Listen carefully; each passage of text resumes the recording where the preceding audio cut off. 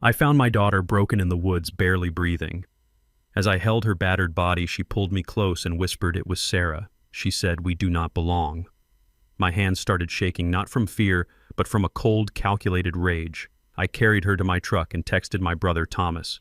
"It is our turn. Time for what Dad taught us. They are going to pay." Before I continue, let me know where you are watching from in the comments below. Hit like and subscribe if you have ever had to protect your family. My name is Jerome. I am 69 years old. The Connecticut woods were freezing that Tuesday evening. The damp air cut through my thick flannel jacket, but the chill in my bones came from the scene in front of me. The GPS tracker on Jessica's phone led me off the main highway deep into a private forested area owned by her husband's family. I parked my old truck by the tree line and ran into the thick brush. That is when I saw her. She was lying against a rotting oak tree. Her expensive designer coat was torn and soaked in dark red blood. Her face was bruised and swollen almost beyond recognition. I dropped to my knees, the wet mud soaking through my jeans. I gathered her into my arms, supporting her neck. Her shallow breathing tore my heart into pieces. Her eyes fluttered open, looking at me with pure terror. "Dad," she choked out, blood staining her lips.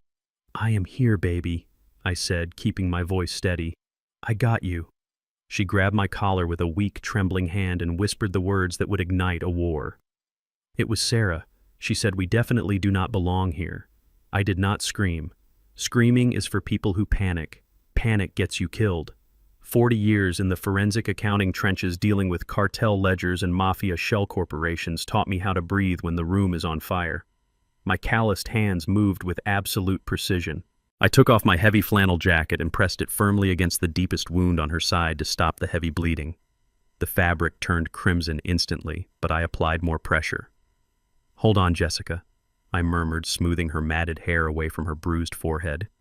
"Just keep looking at me, baby." She let out a weak groan as I lifted her. Despite my age, my arms were still strong enough to carry my entire world.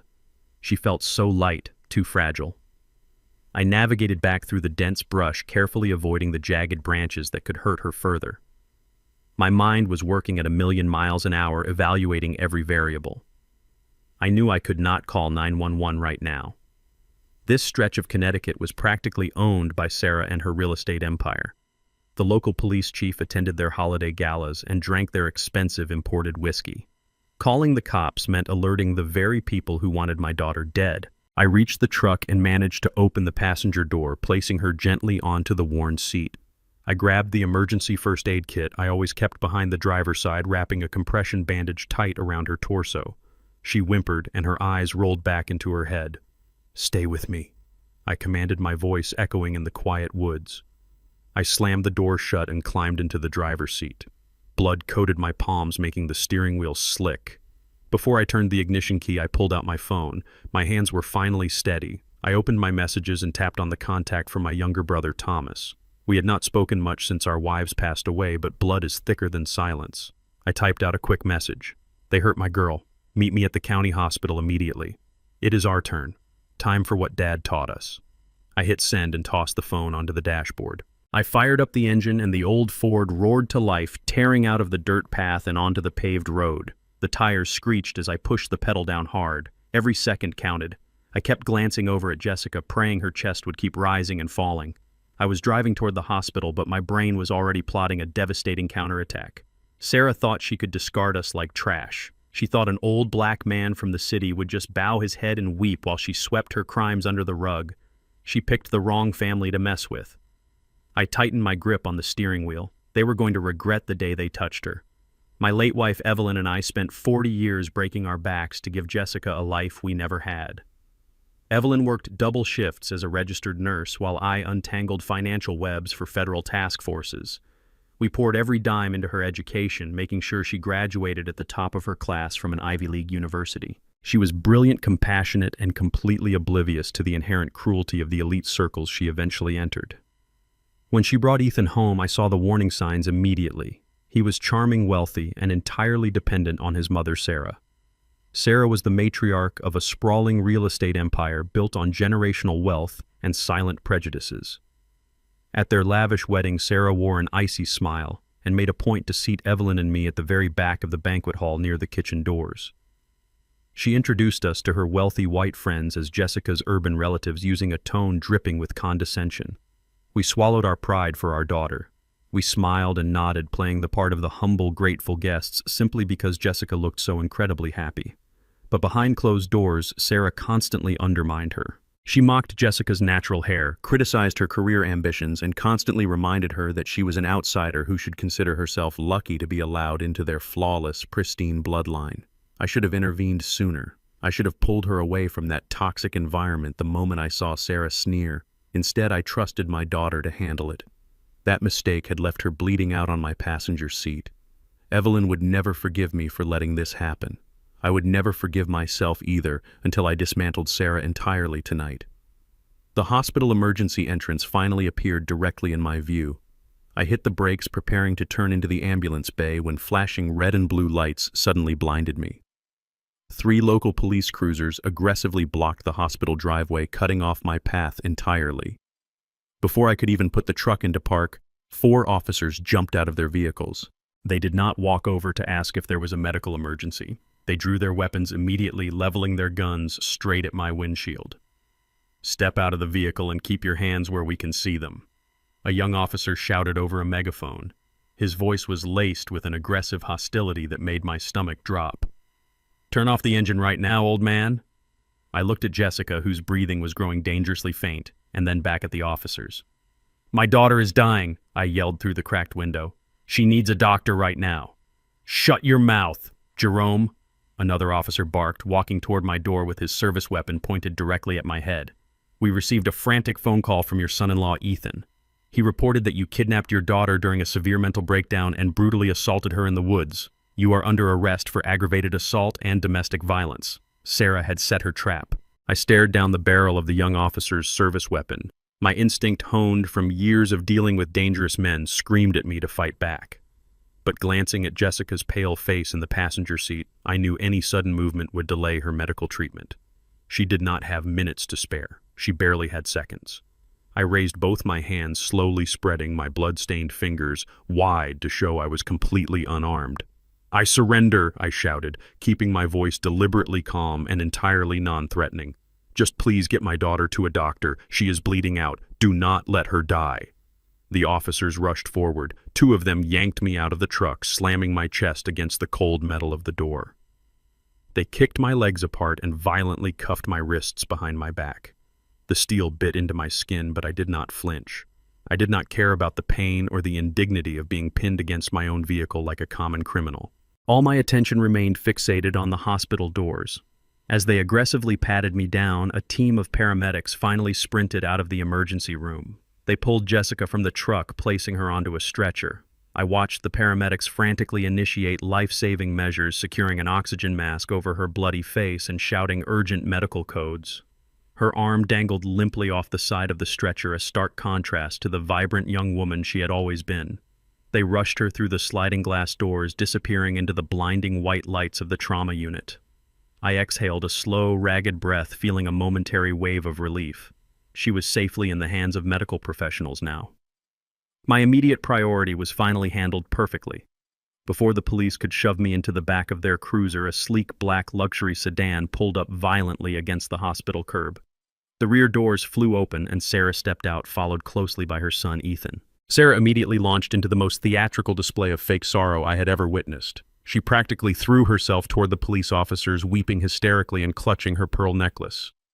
"Oh, my poor sweet daughter-in-law," Sarah wailed, her voice echoing across the parking lot.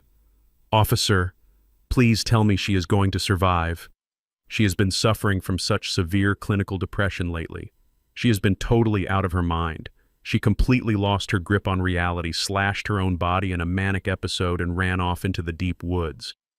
We have been searching everywhere for her." The lead officer immediately lowered his defensive posture, completely buying into the wealthy white woman's fabricated narrative. "We got her inside, ma'am," he said respectfully. "We apprehended the suspect who took her." Sarah shot me a look of pure venom disguised as a tragic glance. Meanwhile, Ethan approached me with a seemingly comforting demeanor. He played the part of the grieving husband, flawlessly placing a heavy hand on my shoulder for the officers to see. But the moment the cops turned their attention back to his mother, Ethan dug his fingers viciously into the pressure points on my neck and shoulder. His grip was agonizingly tight, digging directly into a bruised nerve. "Listen to me very carefully, you worthless old man," Ethan whispered into my ear, his breath hot and reeking of expensive scotch. "You are going to sign a medical power of attorney granting me full authority over Jessica's healthcare decisions right now. If you refuse, I swear I will make sure you rot in a state penitentiary for the rest of your miserable life for aggravated domestic abuse and attempted murder." He slipped a crumpled legal document and a pen from his jacket pocket, pressing them forcefully against my handcuffed hands. "You will tell the hospital staff that I am in charge," Ethan continued, his voice a low, menacing hiss. "We are going to instruct the doctors to pull her life support. She is too unstable. It is the most merciful thing to do for her." The sheer audacity of his demand made my blood boil. They were openly plotting to murder my daughter by pulling the plug to ensure she could never wake up and expose their criminal enterprise. They were actively weaponizing the legal system to execute a hit right inside the hospital. Ethan twisted my shoulder harder, attempting to force a physical submission out of me. "Sign the paper, Jerome," he threatened, pressing the pen against my bound fingers. "Do it before the police decide you are resisting arrest and put a bullet in your chest."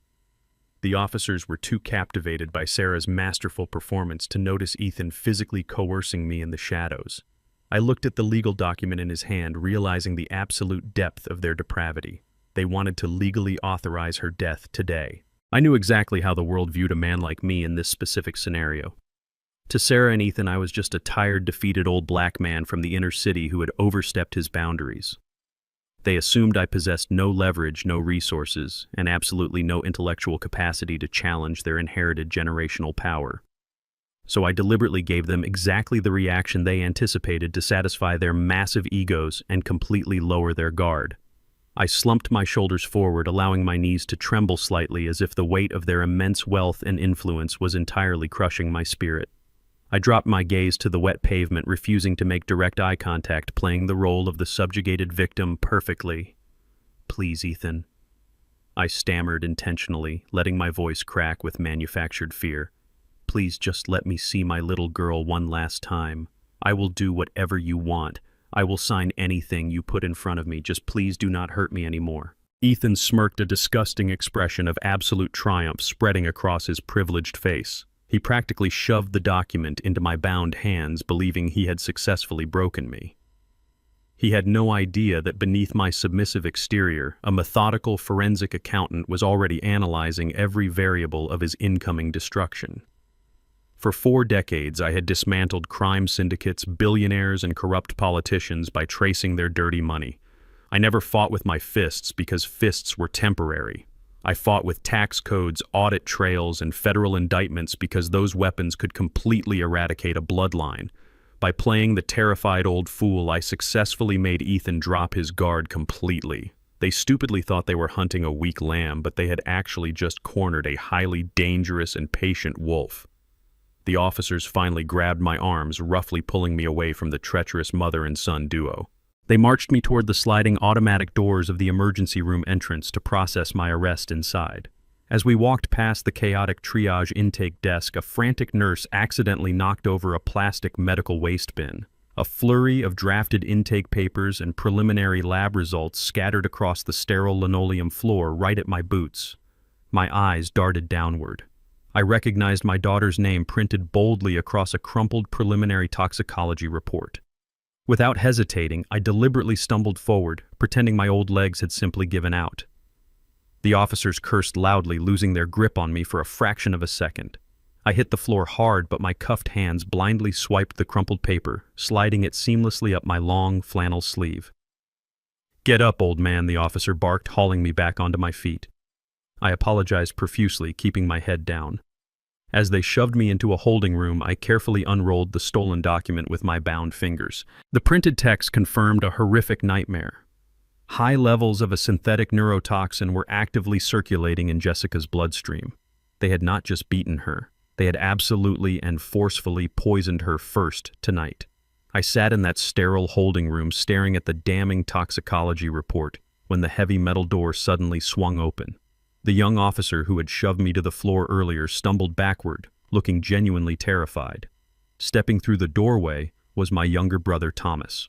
At 67 years old, Thomas still possessed the intimidating physical presence of a man who had spent 3 decades kicking down doors for the Federal Bureau of Investigation. He was wearing his faded leather jacket and holding up a tarnished but highly official-looking federal badge directly in the face of the local cop.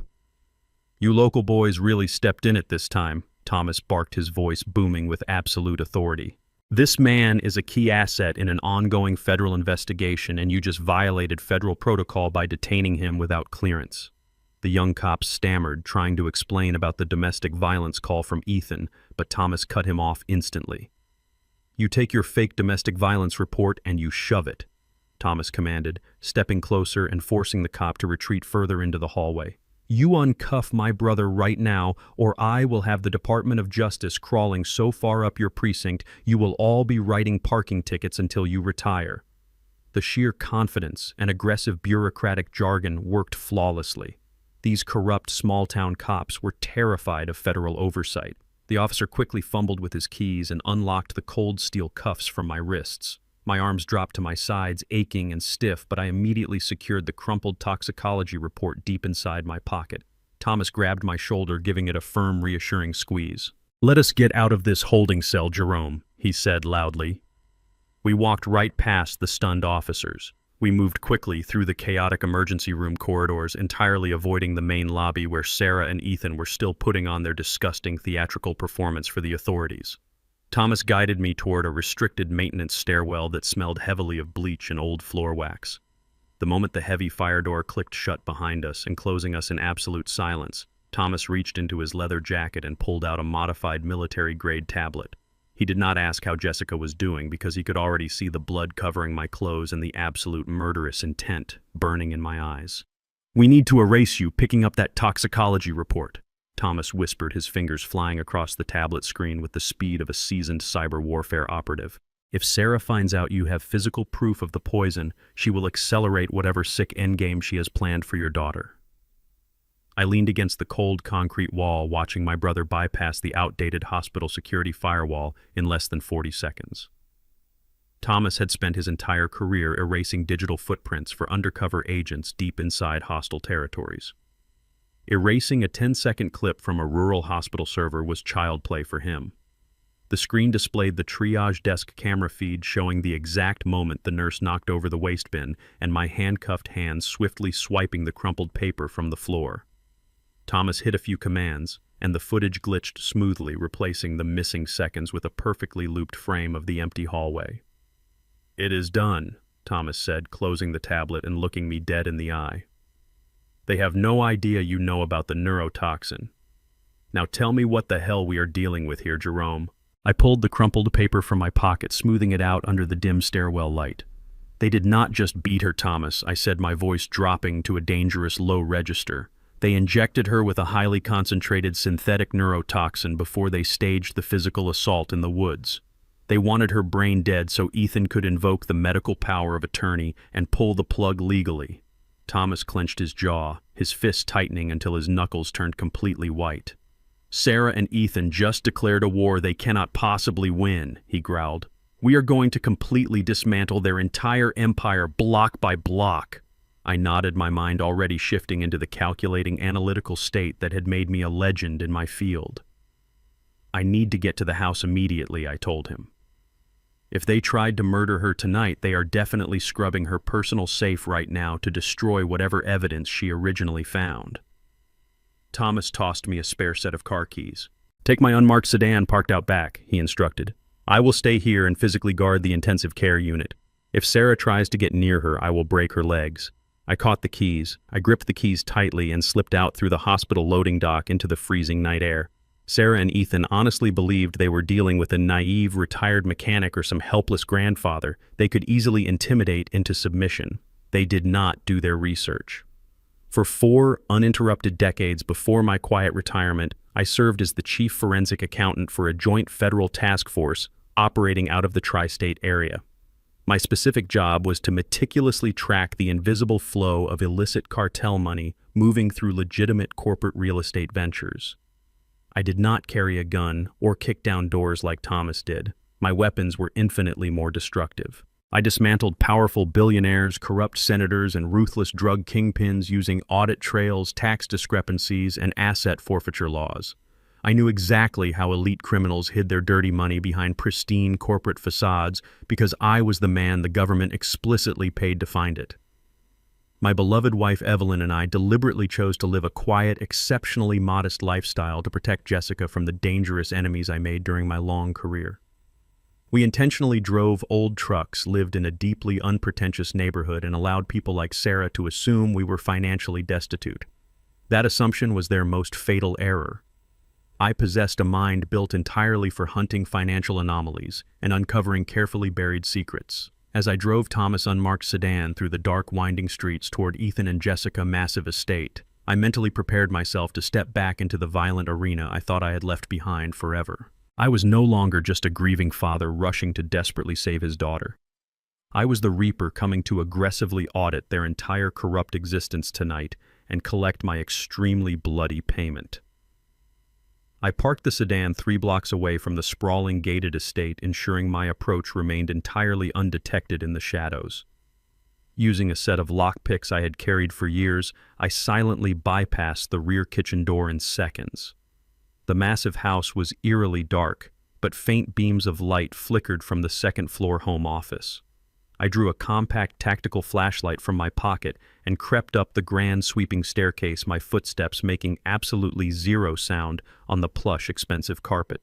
When I reached the doorway, I peered cautiously around the thick wooden frame. My stomach instantly dropped into an icy abyss. The heavy steel door of the hidden wall safe had been completely blown open using an industrial thermal torch. Standing right in the middle of the room, illuminated by the glow of a small desk lamp, was Sarah. She was rapidly stuffing stacks of bound documents, offshore banking tokens, and velvet jewelry boxes into a large leather duffel bag. Standing casually beside her, sipping a glass of stolen bourbon, was the powerfully built local chief of police. They were actively liquidating the personal assets while she tragically fought for her life in surgery. Then Sarah said something that absolutely froze my angry blood completely cold tonight without warning. "Make sure the little girl did not upload those offshore account ledgers to some secure cloud," Sarah said, her voice dripping with malicious intent. "I swear to God, Chief, if that pathetic old father of hers gets his hands on our financial records, I will have you personally butcher him." The police chief chuckled darkly, setting his bourbon glass on Jessica's polished mahogany desk. "Do not worry about Jerome," he replied arrogantly. "My boys have him dead to rights on aggravated assault. He will be rotting in a holding cell by morning, and your problem will be completely erased." I realized instantly that standing in the hallway was a tactical error that could cost me my life and my daughter her only chance at justice. I needed absolute concealment to gather the intelligence they were freely spilling. I silently backed away from the doorframe and looked up. The grand estate possessed an outdated drop-ceiling ventilation system spanning the second-floor corridors. With the stealth and precision I had maintained during decades of undercover field operations, I stepped quietly onto a heavy decorative credenza positioned against the wall. I reached up and carefully pushed aside a wide acoustic ceiling tile. I hoisted my 69-year-old frame into the dark, cramped crawl space above the drywall, ignoring the severe burn of arthritis in my shoulders. I pulled my legs up and slid the tile perfectly back into place just as the heavy office door swung open. The police chief stepped out, scanning the dark hallway with a tactical flashlight. I held my breath suspended directly above his head, surrounded by thick dust and fiberglass insulation. The beam of light swept the carpet directly below me but found nothing. I remained completely silent and perfectly hidden in the shadows above. The chief walked back into the office, leaving the door slightly ajar. I pressed my ear flat against the cold metal of the ventilation duct snaking directly above their heads. The acoustic tile offered minimal soundproofing, allowing me to capture every vile syllable of their conversation with absolute clarity. Sarah began pacing the room, her high heels clicking aggressively against the hardwood floor. "We need to expedite the transfer of those shell company assets to the Cayman accounts," she demanded. Jessica found the master ledger Ethan was too stupid to encrypt properly. She saw the routing numbers tied directly to the Sinaloa cartel distributions. The police chief let out a long, exasperated sigh. "I told you bringing that girl into your family was a massive liability, Sarah. She is too smart for her own good. You cannot run a $70 million real estate money laundering operation and leave your digital vault wide open for a curious wife to stumble upon. Ethan is weak, Sarah snapped back furiously. He got careless and left his laptop unlocked. Jessica confronted him yesterday, threatening to take the entire ledger directly to the federal authorities and file for a massive divorce settlement. She said she was going to expose our entire operation and burn my family legacy to the ground. That is when I knew she had to be permanently removed from the equation. I squeezed my eyes shut as the sickening reality of my child's suffering finally crystallized in my mind. Jessica had not been targeted simply because Sarah hated her racial background or her working-class origins. She was brutally targeted because she had accidentally uncovered the most dangerous financial conspiracy in the state. Sarah was using her pristine luxury real estate developments to aggressively wash tens of millions of dollars in illicit drug cash for ruthless cartels. Jessica had found the ultimate smoking gun and possessed the moral courage to blow the whistle on their entire syndicate. We handled it perfectly, Sarah continued, her voice devoid of any human empathy. The neurotoxin was brilliant. It mimics a severe psychotic break and causes massive internal hemorrhaging. We chased her into the woods, and Ethan finished the job with a steel pipe to ensure she looked like the victim of a wild manic episode. Once Ethan signs the medical directive to terminate her life support tomorrow morning, the only person who knows about the cartel money will be reduced to ashes in a crematorium. And what about the physical ledger, the chief asked. I am holding it right now, Sarah replied, the sound of heavy paper shuffling echoing up into the ceiling. I am going to shred this immediately and burn the remnants. We have already scrubbed the digital backups. Without this ledger, no federal agent or forensic accountant can ever prove the money laundering network exists. The cartel will be satisfied, and we can continue our operations without that self-righteous little girl interfering in our business. I successfully memorized every single critical and damning detail completely now. I knew I could not stay hidden above the office any longer. The shredder began violently grinding the master ledger into worthless confetti, destroying the only physical copy of their massive financial crimes. I had to extract myself immediately and formulate a completely different strategy to annihilate them. I slowly turned my body inside the cramped ventilation shaft. The narrow, galvanized steel duct was designed for airflow, not a broad-shouldered 69-year-old man. The interior surface was littered with exposed industrial screws, jagged sheet metal edges, and decades of accumulated toxic dust. I began dragging myself forward inch by agonizing inch, using only my elbows and the tips of my boots. A rusted screw tore deep into the flesh of my left shoulder, slicing through my flannel shirt and scraping directly against my collarbone. Warm blood instantly flowed down my back, but my iron discipline refused to let a single groan escape my lips. During my years infiltrating hostile environments, I learned that silence was the ultimate currency of survival. I clenched my jaw, swallowing the intense searing pain, and continued my slow, torturous crawl toward the exterior exhaust vent. Spiders and thick cobwebs coated my face, but I kept my breathing shallow and perfectly controlled. Every agonizing movement was fueled by the brutal memory of my daughter bleeding helplessly in the freezing woods. The pain in my shoulder was absolutely nothing compared to the violent agony they had inflicted upon Jessica. I finally reached the heavy iron grate overlooking the dark backyard. With one strong, calculated push, I silently dislodged the rusted metal covering and slipped out into the freezing night air, dropping flawlessly into the thick, overgrown bushes below. I was safely out of the dangerous mansion area, completely unseen and perfectly undetected tonight. I sprinted through the dark, affluent neighborhood, utilizing the heavy shadows of the manicured oak trees to mask my swift movement. I reached Thomas' unmarked sedan, exactly where I had parked it 3 blocks away. I climbed into the driver's seat, clutching my bleeding shoulder, and sped aggressively across town toward my own modest home. If Sarah was actively destroying all the physical evidence of her massive cartel connections, she would definitely send operatives to eliminate any remaining loose ends immediately. I knew my humble house was highly vulnerable tonight. I parked 2 streets away and approached my front porch with extreme tactical caution. The front door was completely shattered, hanging violently off its hinges. My heart slammed fiercely against my ribcage. Thomas had promised to stay at the hospital, but he must have returned to secure our sensitive files. I silently drew a heavy wrench from my tool belt and crept into the darkened hallway. The living room furniture was overturned and completely destroyed. Standing right in the center of the debris was a towering man dressed entirely in black tactical gear. He was pressing the barrel of a heavily suppressed pistol directly against the back of Thomas' head, preparing to pull the lethal trigger instantly to end his life without any hesitation. I did not hesitate for a single second. The wrench in my hand felt too light for the damage I needed to inflict right now. I slowly lowered it to the floor and reached out to the heavy iron sledgehammer I always kept propped behind the front door for emergency home repairs. My shoulder burned fiercely from the deep cut I sustained in the ventilation shaft, but the adrenaline flooding my veins completely masked the pain. The towering man in black tactical gear stood with his back completely turned to me, his entire focus locked onto Thomas. He was speaking in a low, muffled voice, commanding my brother to get down on his knees. He had absolutely no idea the Reaper was standing right behind him. I raised the heavy sledgehammer high above my head, gripping the thick wooden handle with both of my calloused hands. I swung the massive iron head downward with every ounce of strength I possessed, aiming directly for the back of his right knee. The heavy metal made a sickening crunch as it completely shattered his joint. The hitman let out a horrific scream of pure agony, collapsing instantly to the ruined living room floor. Before he could even process the devastating blow or aim his suppressed weapon, Thomas spun around with the lethal speed of a seasoned federal agent.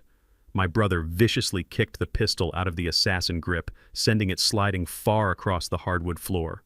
Thomas dropped his knee heavily onto the man's throat, pinning him firmly to the ground, while I stepped forward, keeping the bloody sledgehammer raised and ready for another strike. The giant hitman writhed in absolute torment, clutching his completely destroyed leg.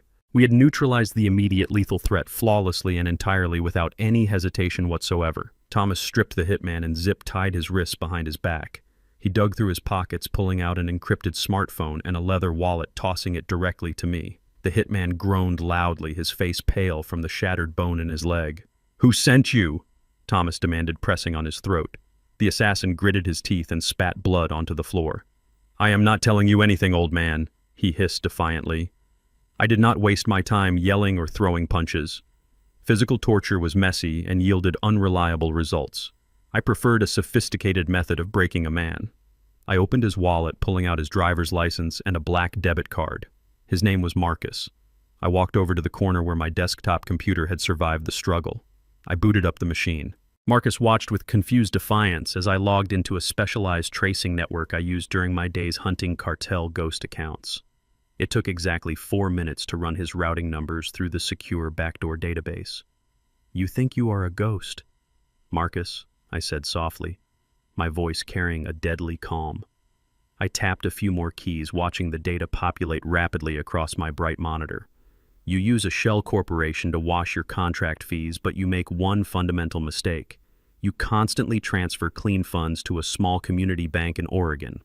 I turned the monitor around so he could clearly see the glowing screen. The defiant smirk instantly vanished from his pale, sweating face. "That account belongs to your 72-year-old mother," I continued, staring directly into his terrified eyes. "She lives in an assisted living facility, relying entirely on the trust fund you built using blood money." The hitman began to struggle against the tight zip ties, his chest heaving with sheer panic. "Do not touch her," he yelled frantically. "She has nothing to do with this." I tapped my finger against the keyboard, hovering over the command. "I am a forensic accountant, Marcus. With one single keystroke, I can flag her account for federal money laundering and civil asset forfeiture. The government will freeze every penny. She will be violently evicted by tomorrow morning and thrown onto the freezing streets with absolutely nothing. You can save her right now or watch me erase her life." Thomas leaned down close to his ear.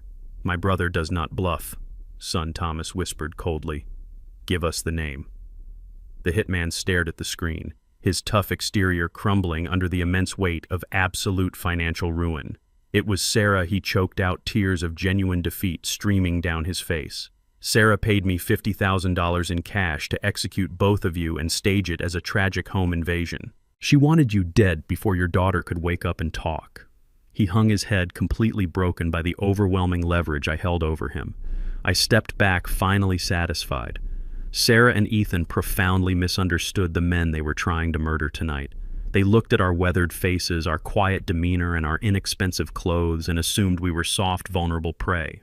They did not know that Thomas and I were born and raised in the most violent, impoverished slums of Detroit during an era when survival was a daily brutal fight.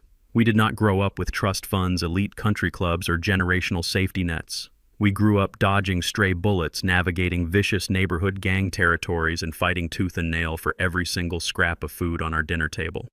Our father, a factory worker who survived the harsh Jim Crow South, taught us the world would never be fair to two black boys. He taught us to be resilient, calculated, and completely unyielding when threatened.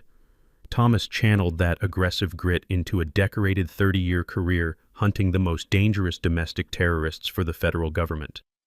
I channeled that same relentless survival instinct into mastering the complex flow of illegal money, dismantling untouchable crime syndicates from the inside out. We had spent our entire adult lives swimming comfortably in waters infested with real apex predators. Sarah was merely a greedy, arrogant real estate developer hiding behind a fragile facade of high society privilege. She was entirely accustomed to bullying weak people with expensive lawsuits and intimidation tactics. She had absolutely no idea how to combat two hardened veterans who were intimately familiar with the darkest corners of human nature. By sending a hired gun to our family home, she had crossed a line that could never be uncrossed. We were no longer playing defense. We were going to annihilate her world with the brutal efficiency we learned on the unforgiving streets of our youth. Just as I prepared to drag the disabled hitman into the basement for further interrogation, my encrypted cell phone vibrated intensely in my pocket.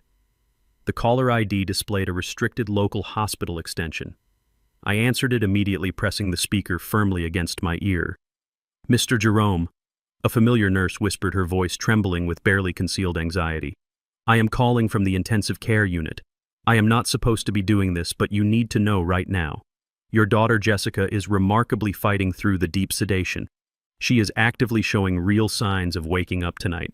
A massive surge of hopeful relief washed over my exhausted body, but it was instantly shattered by her very next sentence. "You cannot come here," the nurse continued, speaking rapidly. Sarah just arrived with her aggressive legal team and 2 armed private security guards. They presented a certified court order signed by a corrupt local judge. It is a strict restraining order claiming you are a violent threat to the patient. You are permanently banned from stepping foot anywhere inside this entire medical facility. If you show up in the parking lot, they will have you arrested on site and thrown into federal jail. The line abruptly went dead, leaving me staring at Thomas in silence. I lowered the phone slowly, letting the dial tone hum into the silent room. Thomas watched me, his sharp eyes analyzing my next move. "The hospital is completely locked down," I told him, my voice steady despite the rage bubbling underneath. Sarah brought a corrupted judge into her pocket. "They have a certified restraining order against me. If I take one step onto that medical campus, I will be arrested instantly, and Jessica will be left completely defenseless." Thomas tightened his grip on his weapon. "We can bypass their security, Jerome," he offered. "I know 3 blind spots in that hospital layout." I shook my head firmly. "No, that is exactly what Sarah wants. She wants me to act like a violent thug so she can justify her fake narrative to the authorities. We are not going to play her game. We are going to make her play ours." I looked down at my blood-stained clothes and the fresh wound on my shoulder. I needed to become the exact pathetic caricature she believed me to be. If I cannot get to my daughter, I will go directly to the source of the poison. I am going straight to Sarah's sprawling estate right now. Thomas looked at me like I had lost my mind. "You cannot just walk up to her front door, Jerome. She will have her private security shoot you for trespassing."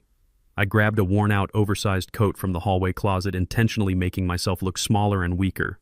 "She will not shoot me, Thomas. Her ego is way too massive. She will want to gloat. She needs to feel absolute power over me to satisfy her twisted superiority complex. I am going to give her exactly what she craves. I am going to hand her a golden crown and let her hang herself with it." The sky broke open as I approached the massive wrought iron gates of the estate. Freezing rain poured down in heavy sheets, soaking through my thin jacket and chilling me to the bone. I stood before the imposing security cameras and pressed the intercom button repeatedly. I let my shoulders sag and my hands shake, putting on the performance of a broken, desperate father. The heavy gates slowly swung open, revealing the long, winding driveway leading up to the immaculate mansion. I walked slowly, dragging my feet against the wet gravel, playing the part of a defeated old man. By the time I reached the grand entryway, Sarah was already standing on the sprawling covered porch. She was flanked by two massive security guards holding umbrellas, but she stepped forward into the edge of the rain just to look down at me. She wore a pristine white silk robe holding a crystal glass of wine, her face twisted into a mask of pure disgust. "Please," I shouted, letting my voice crack with manufactured agony. "Please, Sarah, just let me see my daughter. I beg you." I dropped heavily onto both knees, plunging them directly into the freezing muddy puddles forming on her expensive aggregate driveway. I clasped my hands together in a gesture of total submission. "Do not lock me out of the hospital. I will not cause any trouble. I just want to hold her hand." Sarah looked at me, shivering in the mud, and a wide, malicious smile spread across her face. She took a slow sip of her wine, savoring the absolute power she held over my family. "Look at you," she sneered, her voice cutting through the heavy rain. "You are exactly where you belong, Jerome. Crawling in the dirt like the pathetic inner-city trash you have always been. I should have never allowed my son to bring your kind into my bloodline. Your daughter is a mistake, a disgusting blemish on our perfect family legacy." I bowed my head lower, absorbing every vile word, projecting total helplessness. "She is going to die tonight, Jerome." Sarah laughed, a sound so evil it made the freezing rain feel warm. "She is going to die, and my son is going to pull the plug, and there is absolutely nothing you or your ghetto family can do about it. A cheap black whore like Jessica never belonged in our world. I am simply cleaning up the garbage. You are going to rot in an empty house while we take everything she owns and erase her entire existence. You are nothing. Your daughter is nothing. Now crawl back to whatever miserable slum you came from before I tell my guards to break your neck." She threw her wine glass at my feet, the crystal shattering into 100 sharp pieces against the wet stone. I kept my head down, trembling violently in the cold, but not from fear. She had no idea that my violent trembling was a calculated physical release to keep myself from leaping onto that porch and tearing her throat out with my bare hands. Every single racist insult, every cruel threat against my dying child burned like battery acid in my chest. But I did not react. I did not flinch or curse. Decades of working undercover, gathering financial intelligence on the most ruthless criminals on earth had taught me the absolute mastery of patience. I knew how to swallow my pride and endure temporary humiliation for a permanent victory. As I knelt in the freezing mud, I subtly angled my chest directly toward her arrogant face. Hidden perfectly inside the top button of my soaked jacket was a high-definition micro-recording device. It was a piece of tactical federal hardware Thomas had procured specifically for this exact psychological operation. It was actively capturing every single word of her vicious, unhinged confession and transmitting it directly to a secure, encrypted cloud server. I did not need to physically fight her tonight. I needed her to feel so incredibly untouchable that she would openly confess her crimes and reveal her true monstrous nature. The worse her insults became, the tighter the digital noose wrapped around her neck. She was freely handing me the exact audio evidence required to completely obliterate her high society reputation and send her to a federal penitentiary for the rest of her miserable life.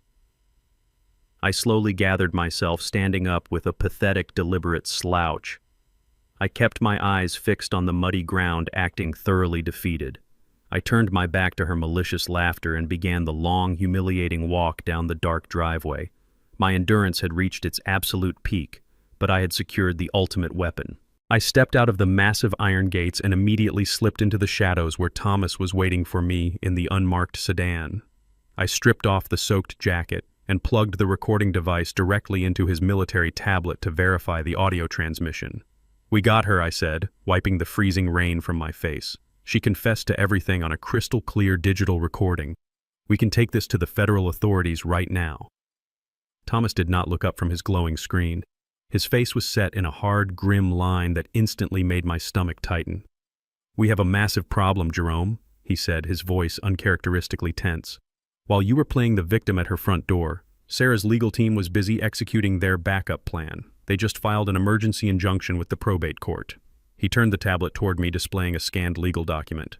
"It is a last will and testament, completely transferring all of Jessica's personal assets, corporate equity and financial holdings directly to Ethan in the event of her medical incapacitation or death."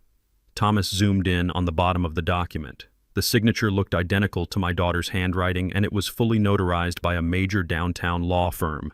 "They are officially taking everything tonight."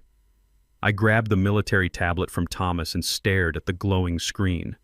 The rain hammered against the roof of the unmarked sedan, but inside the vehicle the silence was absolute. My eyes locked onto the digital scan of the last will and testament they had just filed. Sarah and Ethan were arrogant enough to believe a fancy legal seal would deter an old man from challenging them. They forgot they were dealing with someone who spent 40 years dissecting fraudulent documents for the federal government. I zoomed in on Jessica's signature at the bottom of the page. At first glance, the looping letters and sharp angles looked entirely authentic. It was a spectacular forgery, but a forgery nonetheless. I magnified the resolution to maximum capacity and pulled a small magnifying loupe from my tactical vest. I hovered the glass over the high-definition screen, analyzing the ink distribution. There it was, the fatal flaw. When a living, breathing human signs a document, the pressure of the pen creates natural variations in ink density. This signature possessed a flawless, uniform pixelation across every single curve. It had absolutely no hesitation marks and no natural indentations. It was a high-resolution optical scan meticulously lifted from an older document and digitally traced onto this fraudulent will. They had used a high-end commercial scanner to superimpose her name and then paid off a corrupt notary from a major downtown law firm to stamp it with an official seal. "This is completely fake," I told Thomas, pointing at the digital artifact on the screen. "They traced her signature using commercial software. They are trying to steal her entire estate using a fabricated digital ghost." Thomas smirked darkly, crossing his two strong arms. "So what is our exact next move tonight, big brother?" I pulled my encrypted cell phone from my pocket and dialed a number I had not used since my active duty days. "We are going to bleed them completely dry," I replied, keeping my eyes fixed on the rain washing over the windshield. "Sarah thinks she can use fraudulent paperwork to absorb my daughter's financial portfolio and protect her illegal cartel money laundering network. I am going to use corporate law to bury her alive." The phone rang 3 times before a sharp, gravelly voice answered on the other end. Mitchell speaking, the voice stated with pure business precision. Mitchell was not just an attorney. He was the most ruthless corporate bankruptcy lawyer in the entire tri-state area. He was a shark in a tailored suit, a man who made his living dismembering corrupt corporations and liquidating their assets for pennies on the dollar. During my time leading federal task forces, I had fed Mitchell dozens of lucrative civil forfeiture cases. He owed me massive favors. "It is Jerome," I said, my voice hard and commanding. "I need your absolute best financial executioners working on a hostile corporate takeover immediately." I heard the sharp sound of a heavy chair leaning back and the distinct clinking of a whiskey glass being set down on a desk. "Jerome," he replied, his tone instantly shifting to high alert. "You have been off the grid for years, my friend.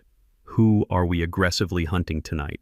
"We are hunting Sarah and her entire real estate empire," I instructed clearly. "They just filed a forged last will and testament to illegally seize my daughter's assets. I need you to quietly deploy a network of anonymous shell companies. I want you to actively buy up every single piece of toxic debt, delinquent mortgage, and leveraged commercial loan attached to her corporate umbrella. Purchase it all through aggressive secondary markets before the sun comes up tomorrow." Mitchell let out a low whistle of genuine admiration. "That is an incredibly vicious strategy, Jerome. Buying up her debt gives you the leverage to instantly force her empire into involuntary bankruptcy if she misses a single margin call. But acquiring that level of leveraged debt is going to require immense immediate liquid capital. We are talking millions of dollars in untraceable cash to secure those predatory loans by morning. Do you possess that kind of heavy financial ammunition ready to deploy?" "I do," I confirmed, staring straight ahead into the dark street. "I will wire the necessary capital directly into your secure offshore escrow account within the next hour. Start preparing the hostile acquisition paperwork and do not let her legal team catch a single cent of the trap until the steel jaws completely snap shut around her neck." "Consider it done," Mitchell stated coldly. "She will not even know she is bankrupt until we are actively changing the locks on her corporate headquarters." I ended the call and placed the phone down on the center console. Thomas stared at me with wide eyes, entirely astonished by the sheer magnitude of the financial trap I had just activated in front of him. "You have been retired for 10 years, Jerome," he said, shaking his head slowly. "Where on earth did you get millions of dollars in untraceable liquid cash to finance a hostile corporate takeover?" I leaned back against the leather seat of the sedan, watching the heavy rain slide down the cold glass. I turned to my brother and finally revealed the ultimate financial safeguard I had spent the last decade meticulously building in absolute secrecy. When Jessica was born, Evelyn and I made a solemn promise that our daughter would never experience the brutal poverty we endured, I explained quietly. During my career recovering billions in stolen cartel assets, I occasionally received massive federal whistleblower bounties and percentage-based asset recovery rewards. Instead of upgrading our lifestyle, I quietly funneled every single penny into a highly secured blind trust. I grew that account through aggressive compound interest and international municipal bonds until it reached exactly $8 million. The money legally belongs to Jessica, but the structural architecture of the trust dictates that I am the sole executing trustee with absolute veto power over any financial transfers. Sarah and Ethan assumed Jessica only possessed the minor company shares they graciously allowed her to hold. Their arrogant corporate accountants failed to dig deep enough into her restricted background. They have absolutely no idea she is sitting on a massive fortress of untouchable wealth. That $8 million ghost fund is the exact ammunition Mitchell is currently using to aggressively devour Sarah's corrupt real estate empire tonight. I handed the tablet back to Thomas. They thought they cornered a completely defenseless and extremely poor old man tonight. Just as Thomas nodded in silent agreement, my encrypted cell phone vibrated violently against the console. The caller ID displayed an unknown restricted number. I answered, and Sarah's shrill voice immediately pierced my ear. "You think you are so remarkably clever, Jerome?" she hissed, her tone vibrating with pure venomous panic. "My accountants just detected a massive external trust fund attached to your daughter's social security number interfering with our asset transfer. You are going to sign executive control of that $8 million account over to me right now." I remained perfectly silent, letting her desperation bleed through the speaker. "If you refuse to sign the transfer papers within the next hour," Sarah continued, her voice dropping to a terrifyingly calm whisper, "I am going to make a simple phone call to the hospital. My private medical staff is standing by her bedside right now.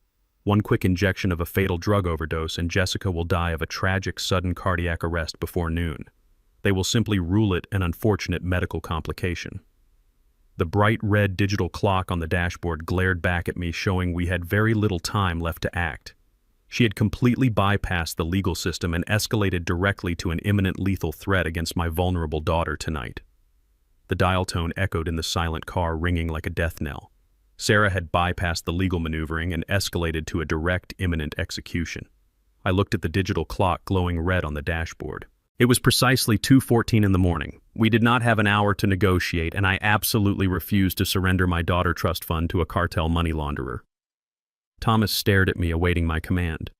The local police had the front entrance heavily barricaded, and a corrupt judge had legally banned me from stepping onto the hospital grounds.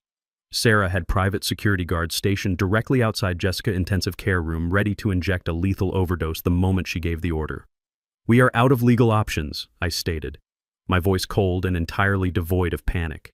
"If we leave her in that hospital bed for another 10 minutes, she will be murdered, and they will call it a tragic medical complication. We are going to extract her right now." Thomas unbuckled his seatbelt, his face hardening into the familiar mask of a seasoned tactical operator. "A full extraction from a locked-down medical facility is a highly complex maneuver, Jerome," he warned, pulling a heavy matte black flashlight and a pair of tactical restraints from his glove compartment. "They have cameras covering every single corridor and armed men on the 3rd floor. We will be walking directly into a heavily fortified death trap." I grabbed my heavy wrench, gripping the cold metal tightly. "I do not care if they have an entire battalion waiting in the lobby," I replied, opening the sedan door. "We are bringing my daughter home tonight. No fortress is strong enough to keep me away from my child when her survival matters most today."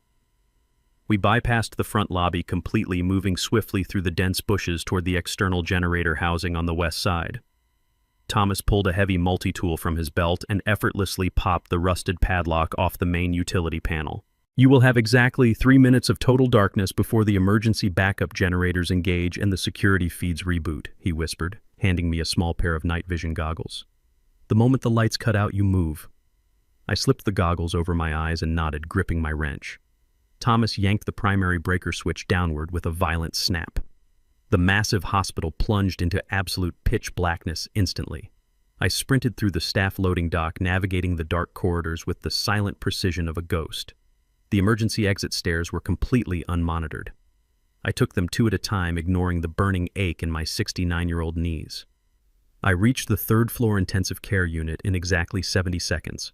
Through the green tint of my goggles, I spotted the private security guard standing directly outside my daughter room. He was frantically tapping his radio, confused by the sudden blackout. I stepped out of the stairwell, closing the distance in 3 long strides. I swung the heavy wrench in a calculated arc, striking him squarely on his tactical helmet. He collapsed to the floor, instantly unconscious, without making a single sound. I pushed the door open and rushed to the hospital bed.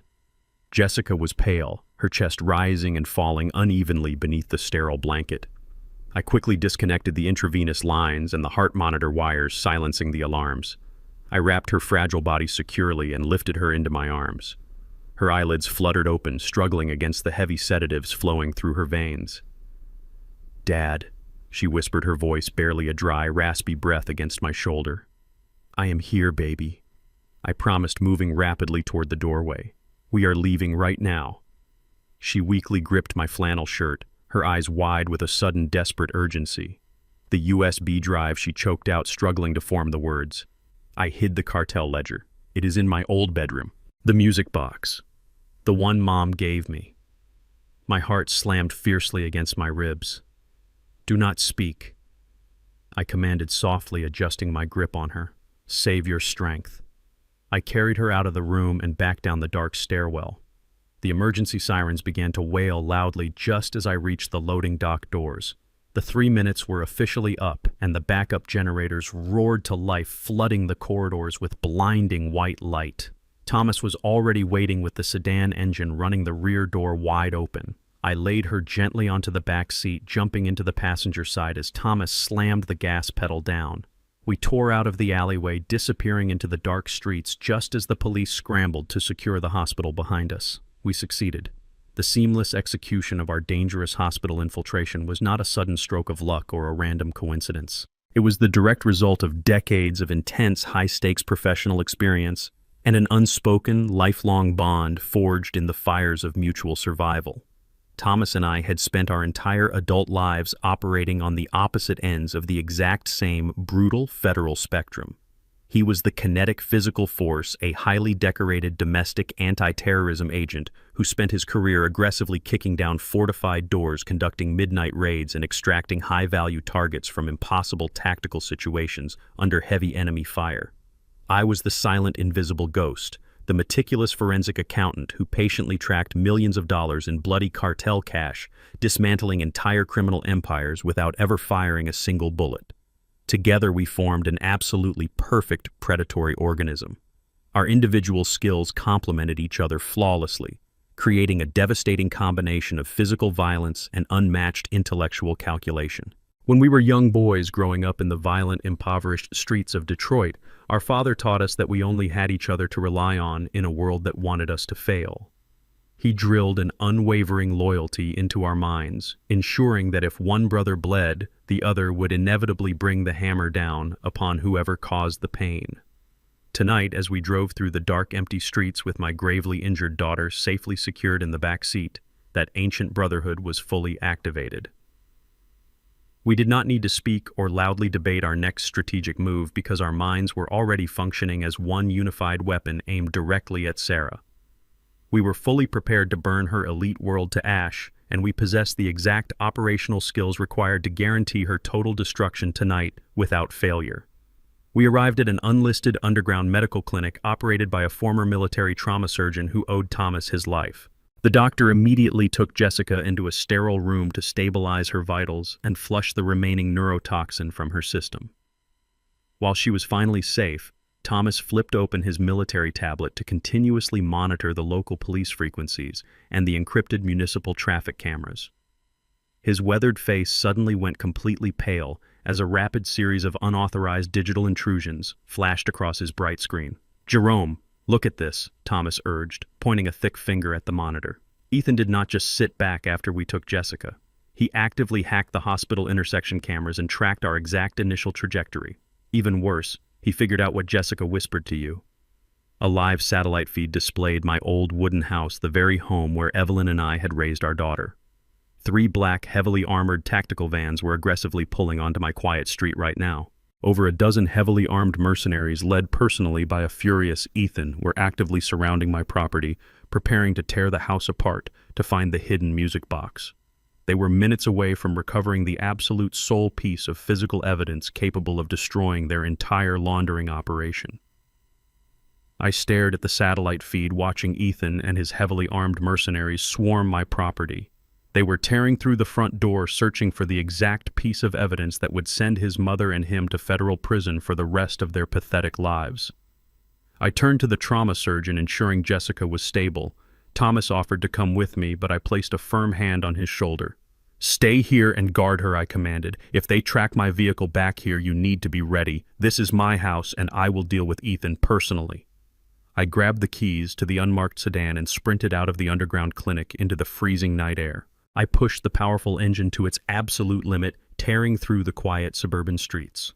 I arrived at my neighborhood parking 2 blocks away to approach on foot. The street was dead quiet except for the low hum of the tactical vans parked illegally on my lawn. I slipped through the backyard, utilizing the shadows of the old oak tree I had planted when Jessica was just a little girl. The back door was already smashed open. I drew a deep breath and stepped quietly into the kitchen. I could hear heavy boots stomping upstairs and furniture being violently thrown across the living room. I walked straight into the hallway, making no effort to hide my footsteps anymore. Ethan was standing in the center of my ruined living room, kicking over the antique coffee table Evelyn had meticulously restored decades ago. He completely froze when he saw me standing right in the doorway. "You just could not stay away." "Could you, old man?" Ethan sneered, drawing a suppressed pistol from his tactical vest and pointing it directly at my chest. Ethan smirked, signaling 2 of his heavily armored mercenaries to flank me. "You are standing in the wreckage of your miserable little life. You really thought you could steal Jessica from the hospital and hide her from us. We own this town. We own the police. We own you. Where is the music box, old man? Tell me right now, or my men will slowly break every bone in your fragile body before we put a bullet in your skull." I did not flinch or beg. I kept my eyes locked entirely on his face, portraying the image of a defeated father who had simply run out of options. I slowly raised my hands and pointed toward the loose floorboard beneath the old brick fireplace. "It is under the hearth," I said, my voice low and steady. "Just take it and leave us alone." Ethan laughed, a hollow, cruel sound that echoed in the destroyed room. "Check it," he ordered his men. As the 2 mercenaries holstered their weapons and knelt by the fireplace, pulling up the heavy wooden planks, I smoothly reached into my oversized coat. I did not pull out a gun. I pulled out the small wooden music box Jessica had whispered about. I had retrieved it from its real hiding place inside the kitchen pantry, moments before stepping into the living room. I held it tightly in my left hand, ensuring the USB drive was securely locked inside its hidden compartment. Ethan realized what was happening a second too late. Before he could raise his weapon, I swiftly reached down and grabbed the heavy iron wrench I had left on the side table. I swung it violently, smashing the primary gas line valve connected to the vintage heating unit on the wall. The pipe ruptured, instantly filling the enclosed room with the overwhelming hiss and toxic smell of concentrated natural gas. "Are you insane?" Ethan screamed, coughing and stumbling backward as the invisible cloud rapidly expanded around us. "Shoot him," he yelled at his men. But discharging a firearm in a room filled with raw gas was a guaranteed death sentence, and his mercenaries knew it. They hesitated, completely paralyzed by the sudden tactical shift. I did not hesitate. I pulled a simple metal Zippo lighter from my pocket, the one Evelyn had gifted me on our 10th anniversary. I flicked the lid open with my thumb. "You said we do not belong in your world, Ethan," I stated coldly, watching the sheer terror finally register in his privileged eyes. "You are absolutely right." I struck the flint. The spark caught instantly. I tossed the burning lighter directly into the massive cloud of escaping gas. The explosion was a catastrophic shockwave of pure kinetic heat. The blast forcefully threw Ethan and his mercenaries backward against the reinforced walls, shattering every single window on the ground floor. A massive wall of roaring flames instantly consumed the living room, trapping the armed men in a deadly inferno. The searing heat washed over my face as the raging fire rapidly devoured the heavy curtains and the ancient hardwood floors. I stood silent for a fraction of a second, watching the flames completely consume the home Evelyn and I had spent 40 years building together. Every single physical memory we had created in this house was actively turning to ash. The pencil marks on the kitchen doorframe where we measured Jessica growing up year by year. The worn-out armchair where I used to read complex financial briefs late into the night. The beautiful vintage photographs hanging on the hallway walls documenting decades of quiet, modest happiness. All of it was violently burning away right before my eyes. I felt a profound sense of loss, but absolutely zero regret tonight. Holding tightly onto the past was a luxury I could no longer afford if I wanted to guarantee my daughter future survival. The fire was not a tragedy to me. It was a mandatory, brutal purification. By intentionally burning down my own sanctuary, I was officially severing all ties to the quiet, passive life I had maintained for so long. I was fully accepting my role as the relentless executioner. Sarah and Ethan thought they could use my sentimental attachments as leverage against me. They believed destroying my physical home would shatter my spirit and force me into submission. They failed to understand that the moment the flames consumed my history, I became an untethered ghost with absolutely nothing left to lose. I turned my back on the blazing living room, leaving Ethan and his trapped mercenaries to their fiery demise. I had the music box and the digital evidence required to annihilate their entire criminal syndicate. I immediately sprinted toward the shattered back door as the structural integrity of the ceiling began to fail. A massive blazing wooden beam collapsed directly into my path, blocking the only exit. I raised my left arm to shield my face and violently shoved the burning debris aside. The scorching wood seared deeply through my jacket, brutally burning the flesh on my left forearm and hand. I ignored the excruciating pain and launched myself out into the freezing backyard just as the entire first floor erupted into a massive fireball. I disappeared into the thick tree line, completely unseen by the arriving emergency vehicles. By dawn, the local news stations were actively broadcasting live footage of the smoldering ruins of my property. The corrupt police chief released an official statement confirming that a tragic accidental gas explosion had completely leveled the residence, claiming the life of the elderly homeowner inside. They confidently and blindly believed my charred remains were buried under the toxic ash. Later that evening, Sarah and her elite associates hosted a lavish private celebration at their massive, sprawling estate, raising expensive champagne glasses to toast their flawless victory. They were aggressively finalizing their massive corporate merger, totally convinced that the old black man was dead and their bloody secrets were buried forever beneath the ash. I sat in the sterile white illumination of the underground medical bunker, my heavily bandaged left arm throbbing with a dull, relentless ache. The trauma surgeon had meticulously cleaned and dressed the severe burns I sustained during the explosive destruction of my home, but I completely ignored the physical pain. My entire focus was rigidly locked onto the glowing screen of Thomas' heavily encrypted military laptop. I carefully inserted the small metallic flash drive I had successfully extracted from the hidden compartment of Jessica's vintage wooden music box. A password prompt instantly appeared, demanding a complex alphanumeric sequence. I knew my brilliant daughter perfectly well. I typed in the exact geographic coordinates of the tiny, obscure lake where I taught her how to fish when she was just 7 years old. The screen flashed green, granting me absolute administrative access. A massive labyrinth of highly classified financial documents, offshore banking ledgers, and detailed wire transfer manifests instantly populated the bright monitor. I began rapidly opening the heavily secured files, absorbing the sheer, staggering magnitude of their criminal enterprise. Sarah and Ethan had meticulously constructed a brilliant but fatally arrogant financial architecture. They were aggressively washing tens of millions of dollars in illicit narcotics cash through a massive network of fraudulent luxury real estate developments and phantom construction companies. The digital ledger painstakingly documented every single dirty transaction, mapping out the exact illicit pathways connecting their pristine corporate holding firms directly to the most violent, ruthless drug cartels operating across the southern border. Jessica had successfully downloaded the absolute ultimate smoking gun.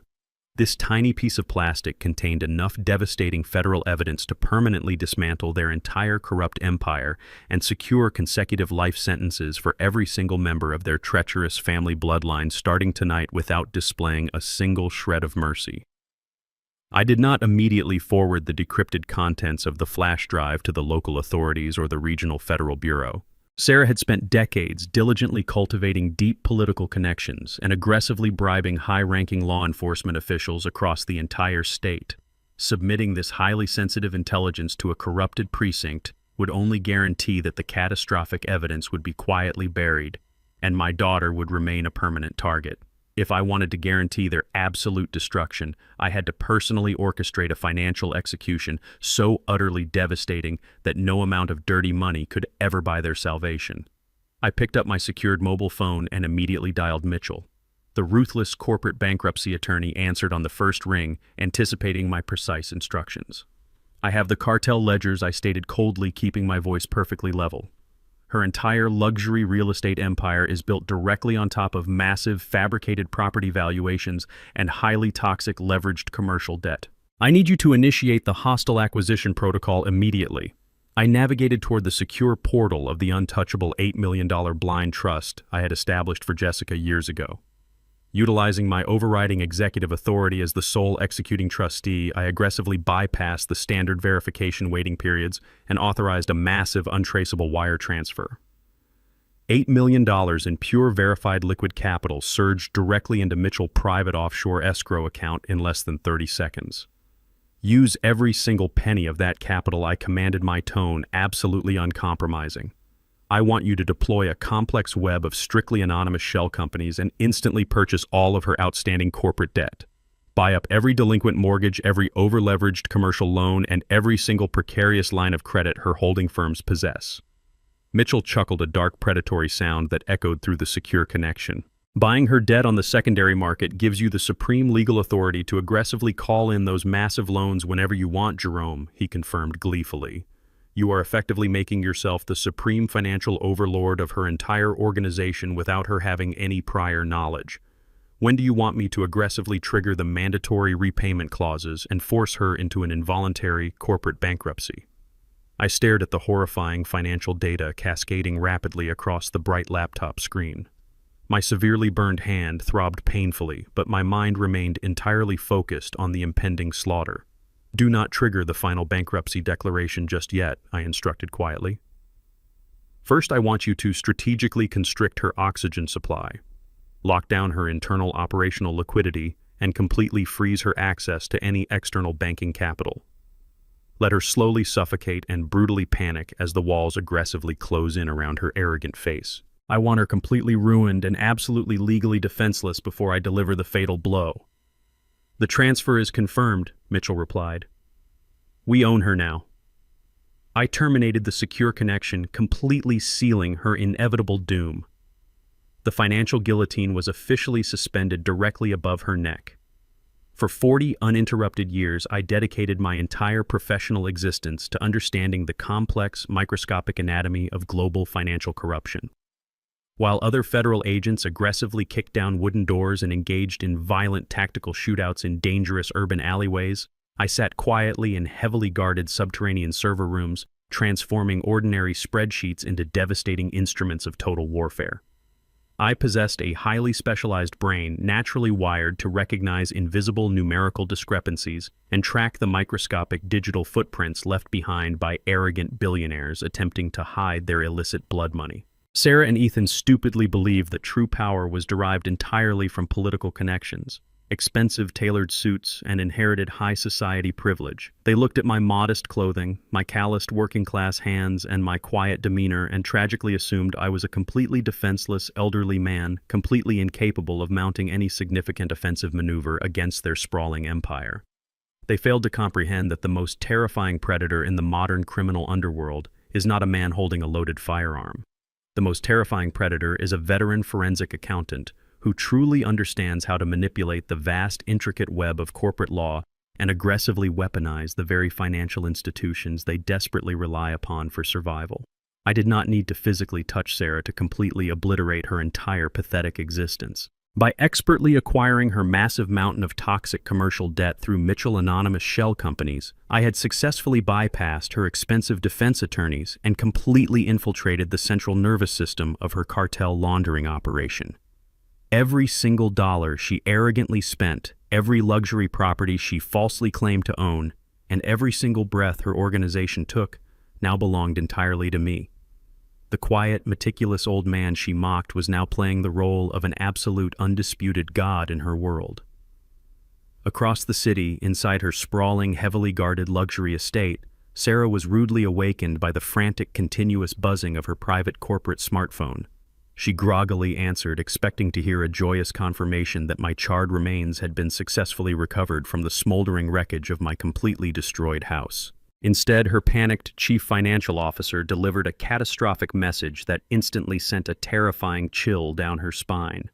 Every single operational bank account tied to their primary holding corporation had been abruptly and aggressively frozen without any prior warning. Major international investment banks were actively denying all their scheduled outgoing wire transfers and aggressively halting their massive incoming cartel deposits. Sarah screamed furiously into the receiver, demanding immediate answers from her highly paid executives, while violently throwing a heavy crystal vase against her bedroom wall. She was absolutely convinced this was a temporary clerical error or a minor regulatory glitch that her expensive lawyers could instantly resolve by morning. She had absolutely no idea that an invisible tightening noose made entirely of weaponized corporate paper was already securely fastened around her arrogant throat, violently choking the life out of her empire. The total annihilation she had actively engineered for my vulnerable daughter was now aggressively coming directly for her own incredibly treacherous head tonight. The financial guillotine did not just hover above Sarah's empire, it dropped with the absolute crushing weight of the federal government. While Mitchell was aggressively acquiring her highly leveraged commercial debt on the secondary markets, I initiated the second phase of my meticulously coordinated attack. Using a deeply secured satellite uplink, I packaged a highly redacted but undeniably lethal dossier containing the most damning evidence from the cartel ledger Jessica had secured. I completely stripped the files of any metadata that could trace the submission back to my daughter or my underground location.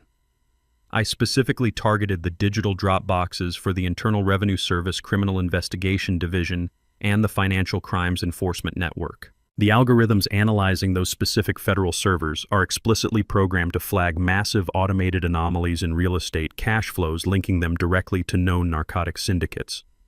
I did not need to wait for a sluggish human agent to review the complex paperwork or push a file across a bureaucratic desk. By formatting the massive digital submission to perfectly match their internal automated threat matrix, I triggered an immediate algorithmic response. At precisely 6 in the morning, an automated and entirely unappealable federal freeze was simultaneously issued to every single domestic and international financial institution associated with her primary corporate tax identification numbers. The massive corporate accounts holding the cartel's illicit cash were instantly transformed into inaccessible vaults. Every single active corporate line of credit was permanently severed. The swift bureaucratic maneuver completely paralyzed her organization's operational liquidity, locking millions of dollars behind heavily fortified government firewalls. Sarah had built her entire untouchable empire on the illusion of financial invincibility, but I had just aggressively disconnected her entire life support system with a few silent encrypted keystrokes in the cold, unforgiving dark while she foolishly slept. Inside the palatial dining room of her sprawling estate, Sarah sat at a long mahogany table expecting a serene and victorious morning. She was aggressively sipping a cup of expensive imported espresso and admiring the manicured landscaping through her towering floor-to-ceiling windows. She was absolutely convinced that her greatest threat had perished in the explosive house fire last night. The grand upcoming corporate merger was supposed to finalize her transition into legitimate, untouchable wealth. But her delicate porcelain cup violently shattered against the polished hardwood floor when her smartphone began vibrating relentlessly. It was not a single phone call. It was a torrential avalanche of sheer, uninterrupted panic. Her chief operating officer called first, his voice cracking with absolute sheer terror as he frantically explained that the primary payroll accounts were completely locked. Before Sarah could even process his frantic screaming, her senior vice president of acquisitions called on the secondary line to deliver an even more catastrophic update. Every single construction escrow account tied to their pending luxury developments had been inexplicably frozen by the regional banks. Sarah leapt up from her expensive leather chair, her face flushing a dark shade of crimson. She aggressively screamed, demanding they immediately override the protocols. "Fix this right now, you incompetent fools," she roared, pacing like a completely cornered animal. Call the regional banking directors and threaten them with a massive class action lawsuit. But the terrified executives informed her that the regional banking directors were entirely powerless. The freeze was not a local administrative glitch. It was a highly classified federal mandate originating directly from the highest enforcement levels in Washington. Sarah snatched her burner phone, attempting to log into offshore Cayman accounts to verify her safety nets. The screen repeatedly flashed bright red, indicating a total access denial. The international banks, terrified of federal sanctions, had instantly severed all their lucrative connections with her tainted holding companies. She completely lost her sophisticated aristocratic composure. She violently swept her forearm across the dining table, sending expensive crystal vases, silver utensils, and her catered breakfast crashing chaotically onto the expensive Persian rug. Ethan rushed in wearing his silk bathrobe, his eyes wide with groggy confusion. "What the hell is going on, Mother?" he demanded, staring at the immense destruction scattered across the room. "We are completely locked out of the money," Sarah screamed, her voice cracking into a shrill, hysterical pitch. "Every single bank account is actively frozen. We cannot move a single dime of cartel cash, and the merger investors will pull out by noon." Ethan's face turned completely ghostly pale. "If we cannot transfer the cartel distributions by Friday, they will brutally murder us," he stammered, his knees visibly buckling under the sudden weight of their impending demise. Sarah wildly dialed her attorney, gripping the phone incredibly tightly, her knuckles turning white. Her pristine, untouchable world was aggressively collapsing around her arrogant head at lightning speed, and she had absolutely no idea who was systematically pulling the strings. While the most powerful white family in the county completely descended into primal, uncontrollable panic, I sat perfectly still inside the heavily fortified subterranean medical bunker. My heavily bandaged left arm rested gently on the metal table as I calmly lifted a styrofoam cup of completely cold black coffee to my lips. My eyes remained absolutely glued to the high-definition monitor displaying the live, real-time global stock market indexes. I was watching the publicly traded shell companies associated with her expansive corporate portfolio begin an aggressive, unrecoverable downward spiral. A faint, icy smile touched my weathered face. When I first started working as a federal forensic accountant 4 decades ago, they handed me mountains of physical paper boxes overflowing with forged receipts, handwritten ledgers, and manipulated tax returns. I spent thousands of agonizing hours sitting under flickering fluorescent lights, manually tracing every single dirty dollar back to the violent men who mistakenly thought they could outsmart the government. Over the years, I evolved alongside the criminal networks, mastering encrypted data streams, automated market algorithms, and offshore financial architecture. I learned the most fundamental truth about elite criminals who hide behind expensive suits and inherited generational power. They are entirely dependent on the illusion of limitless liquid capital to maintain their terrifying authority. If you physically attack them, they simply hire armed mercenaries to destroy you. But if you aggressively sever their financial arteries and publicly expose their fraudulent leverage, they instantly cannibalize each other like starving feral dogs. Sarah built her empire entirely on the blood of innocent people and the unearned arrogance of her prejudiced lineage. Sitting in the sterile bunker, I simply watched the digital numbers brutally evaporate into absolute nothingness, successfully executing the exact financial justice she arrogantly believed she was completely immune to today. While Sarah was desperately shouting into her dead burner phone, attempting to reach her compromised attorneys, a private courier van silently pulled up to the heavy wrought iron gates of her estate. An anonymous driver dropped a small plain cardboard box directly at the security checkpoint and instantly vanished into the morning traffic. The head security guard hastily carried the unmarked package into the ruined dining room, placing it directly onto the only cleared section of the mahogany table. Sarah viciously ripped open the tightly sealed cardboard flap, her manicured fingers trembling violently with sheer, unadulterated terror. Nestled deeply inside the box, resting on a piece of dark velvet, was the heavy, solid gold Rolex watch Ethan had explicitly worn to my house last night. The highly expensive timepiece was entirely shattered and heavily stained with thick, coagulated crimson blood. A small typed menacing note was securely pinned beneath the broken watch. Sarah felt her absolute, desperate breath aggressively catch in her throat as she slowly read the stark, terrifying message. "You proudly said, 'We do not belong in your perfect world,'" the note read, displaying absolute, lethal certainty. "You are completely right, Sarah. Now the heavily armed cartel is actively coming tonight to permanently ensure you do not belong anywhere in this world anymore." Sarah dropped the bloody Rolex onto the floor as if the gold itself were burning her skin. She stumbled backward violently, knocking over a heavy mahogany chair. The color completely drained from her face, leaving her suddenly looking exactly like a terrified ghost now. Her mind, which was usually a fortress of arrogant calculations, instantly shattered into a million fragments of pure, unadulterated panic. She looked at the blood smeared across the velvet box and immediately jumped to the exact conclusion I had meticulously engineered for her. She did not suspect an old accountant or a retired federal agent. She was absolutely certain that the ruthless Southern cartel had just discovered the massive financial freeze and was actively sending heavily armed hit squads to brutally execute her family today. The cartel did not tolerate frozen assets or locked accounts. They demanded immediate operational liquidity and strictly punished failures with extreme, terrifying violence. Sarah frantically scrambled across the ruined dining room floor, eagerly grabbing her burner phone with violently shaking hands. She dialed the front gate security pavilion, her voice cracking into a hysterical pitch. "Lock down the entire perimeter right now," she screamed. "Shut the heavy iron gates and arm every single guard on the property with lethal weapons. Shoot absolutely anyone who approaches the estate borders." She scrambled toward the heavy reinforced solid steel doors of her private panic room located deep within the center of the mansion. Her breathing became shallow and rapid, mimicking a severe panic attack. She was no longer the untouchable queen of a pristine real estate empire. She was a hunted animal desperately trying to hide from apex predators she mistakenly believed were currently breaching her property walls. The illusion of her safety was completely destroyed, leaving her trembling alone in the cold dark.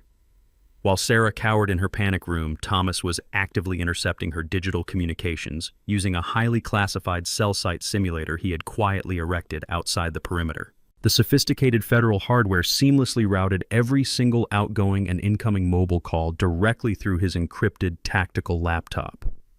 I sat beside him inside the medical bunker, monitoring the audio feed as the inevitable internal collapse rapidly unfolded. A call violently connected. It was Ethan. He was frantically hiding inside a cheap motel room on the outskirts of the city, absolutely terrified because his own private mercenaries had seemingly vanished into thin air after the explosive fire at my house. He did not know they were dead. He only knew he was completely exposed. "Mother," he sobbed, his voice breaking into a pathetic, desperate whine. "The cartel is definitely coming for us. I went to the secondary bank to withdraw emergency cash, but the teller explicitly said my personal accounts were entirely frozen under federal order." "What did you do?" Sarah shrieked back at him, her own terror amplifying his fragile mental state. "Do not blame me, you worthless coward," she spat viciously. "This is entirely your fault. If you had handled your miserable wife properly when she first found the cartel ledger, none of this would be happening right now. You are weak, Ethan. You have always been weak." Ethan let out a loud, agonizing wail directly into the receiver, sounding like a deeply wounded child rather than a wealthy corporate executive. "I did exactly what you explicitly ordered me to do, Mother," he screamed, his voice dripping with absolute, undeniable guilt. "You were the one who bought the neurotoxin. You forced me to inject Jessica and drag her bleeding body into those freezing woods. You ordered me to murder my own wife to protect your disgusting money laundering operation. I am going to prison forever because of you. I am a dead man." The sheer magnitude of his complete emotional breakdown was flawlessly captured and immediately digitized by Thomas equipment. Every single tearful confession, every frantic accusation, and every vicious insult they hurled at each other was actively recorded in stunningly pristine, high-definition audio. They were aggressively tearing each other apart without a single drop of external physical violence required. "You listen to me, you pathetic, sniveling failure," Sarah roared, her maternal facade completely eroding into pure, unadulterated venom. "You will keep your mouth tightly shut and follow my exact instructions, or I will personally hand you over to the cartel operatives myself. I am not going down for your sloppy mistakes. You are my son, but I will absolutely sacrifice you if it means saving my own life. Do you understand me?" Ethan began weeping uncontrollably, uttering incoherent apologies and begging his ruthless mother for salvation while she coldly berated him for his sheer incompetence. Thomas reached over and firmly pressed the save command, securely backing up the unedited audio file directly into heavily fortified offshore servers. I stared intently at the glowing monitor. Listening to their desperate cannibalistic breakdown from the safety of the sterile medical bunker, I felt a profound sense of absolute vindication. For decades, I had meticulously observed this exact same psychological phenomenon occurring repeatedly among the so-called elite echelons of society. People like Sarah and Ethan possessed an artificial invincibility, manufactured entirely by generational wealth, expensive lawyers, and corrupted political connections. They fundamentally believed their pristine white skin and designer clothing elevated them above the basic moral laws governing ordinary citizens. They were incredibly brave when they were actively destroying the quiet lives of working-class people or plotting the murder of a brilliant young black woman they arrogantly deemed unworthy of their family name. But the exact moment that protective barrier of unlimited money was abruptly stripped away, exposing them to the raw, brutal consequences of their own heinous actions, their manufactured courage instantly evaporated into thin air. They possessed absolutely no genuine loyalty, no foundational honor, and strictly zero authentic familial love. When faced with the terrifying prospect of lengthy federal prison sentences or imminent cartel violence, they did not stand united against the threat. They immediately turned into starving feral dogs, aggressively biting and violently tearing at each other's throats to secure their own personal survival. They were absolutely not apex predators. They were simply well-dressed cowards, constantly relying on a deeply flawed system to shield them from accountability. My father always told me that true strength is revealed when a man has absolutely nothing left to lose. My brave daughter and I naturally possessed that profound, authentic strength, continually forged through many generations of legitimate, unyielding struggle. Sarah and Ethan only possessed an illusion, and I had just shattered it into a million unrecoverable pieces simply by removing their financial oxygen supply today. Through the intercepted audio feed, I heard Sarah abruptly stop her hysterical screaming and inhale a sharp, ragged breath. The sheer terror of the cartel threat miraculously forced her to violently compartmentalize her overwhelming panic and formulate a wildly desperate escape plan. "Listen to me very closely, you pathetic idiot," she hissed, her voice completely devoid of any remaining maternal affection. "We have exactly one singular way out of this impending bloodbath today. The massive corporate merger is officially scheduled to be signed publicly at the Grand Gala tonight. If we successfully execute that contract, the naive foreign investors will instantly inject $30 million of untraceable clean liquid capital directly into our offshore holding accounts. We are going to attend that gala tonight, smile for the flashing cameras, and forcefully secure that signature. The very second that money physically clears, we are abandoning this entire empire and fleeing the country permanently on a private jet before the cartel assassins can ever find us. Get dressed and meet me at the hotel immediately," she ordered, violently slamming the phone down. I slowly removed my headphones, staring at the digital recording. Sarah was eagerly betting her entire miserable life on tonight, but she had absolutely no idea the final executioner was already firmly holding the pen. The grand ballroom of the five-star luxury hotel was a dazzling display of manufactured opulence and blinding crystal chandeliers. Sarah stood near the head of the massive banquet table, projecting an aura of absolute invincibility, despite the paralyzing terror actively consuming her internal organs. She wore a stunning emerald green evening gown that perfectly masked the frantic tremor in her knees. Beside her stood Ethan, looking completely hollowed out in his tailored tuxedo, his eyes constantly darting toward the exits like a terrified hostage. Surrounding them were the naive foreign investors, wealthy men completely oblivious to the horrific crimes funding the expansive real estate empire they were about to acquire. Sarah commanded the room attention, tapping a silver spoon gracefully against her tall champagne flute. The gentle chime instantly silenced the gentle murmurs of the elite crowd.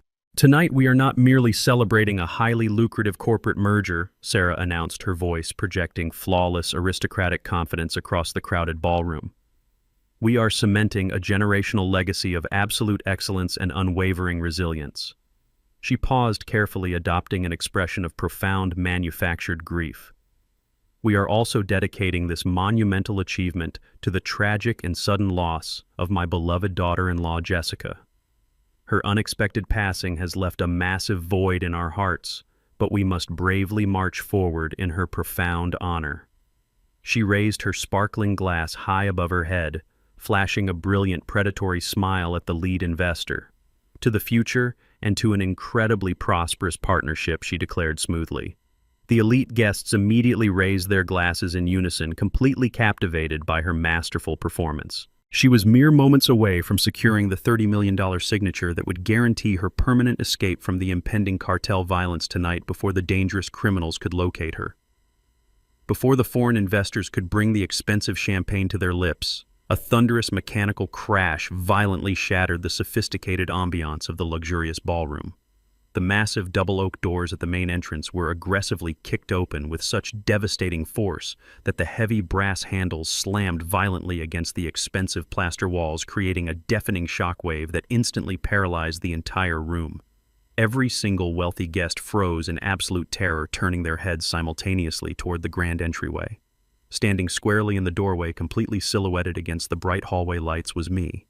I did not wear an expensive tailored tuxedo or a modern designer suit. I was dressed in a deeply faded charcoal gray wool suit that my late father had proudly worn during the brutal Jim Crow era, a powerful physical garment carrying decades of unyielding resilience and legitimate working-class dignity.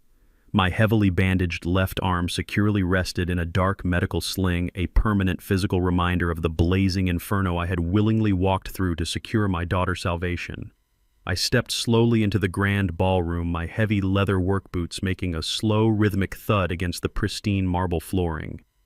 The dense crowd of wealthy elites instinctively parted like the Red Sea, aggressively backing away from the overwhelming aura of pure lethal determination radiating from my entire physical presence. I marched directly toward the head table, keeping my cold, furious eyes absolutely locked onto Sarah's pale face. The brilliant, triumphant smile she had manufactured just seconds ago instantly vanished, replaced by a twisted mask of pure, unadulterated horror. She literally stopped breathing. The expensive crystal champagne flute slipped entirely from her trembling, manicured fingers, plummeting toward the floor and shattering violently into 1,000 sharp pieces upon impact. The sound of breaking glass echoed sharply across the dead, silent ballroom, but I never broke my steady, relentless stride. Ethan saw me approaching and physically stumbled backward, backing aggressively into the banquet table, sending a heavy silver serving platter crashing to the ground. He looked exactly as though he had just witnessed a charred corpse rising directly from a burning grave to drag his miserable soul straight down into hell. I stopped exactly 3 feet away from the head table, standing tall and projecting immense authority over the very same people who had arrogantly dismissed me as a pathetic, uneducated outsider. The entire room held its collective breath, completely captivated and deeply terrified by the sudden violent disruption. I did not shout or aggressively raise my voice.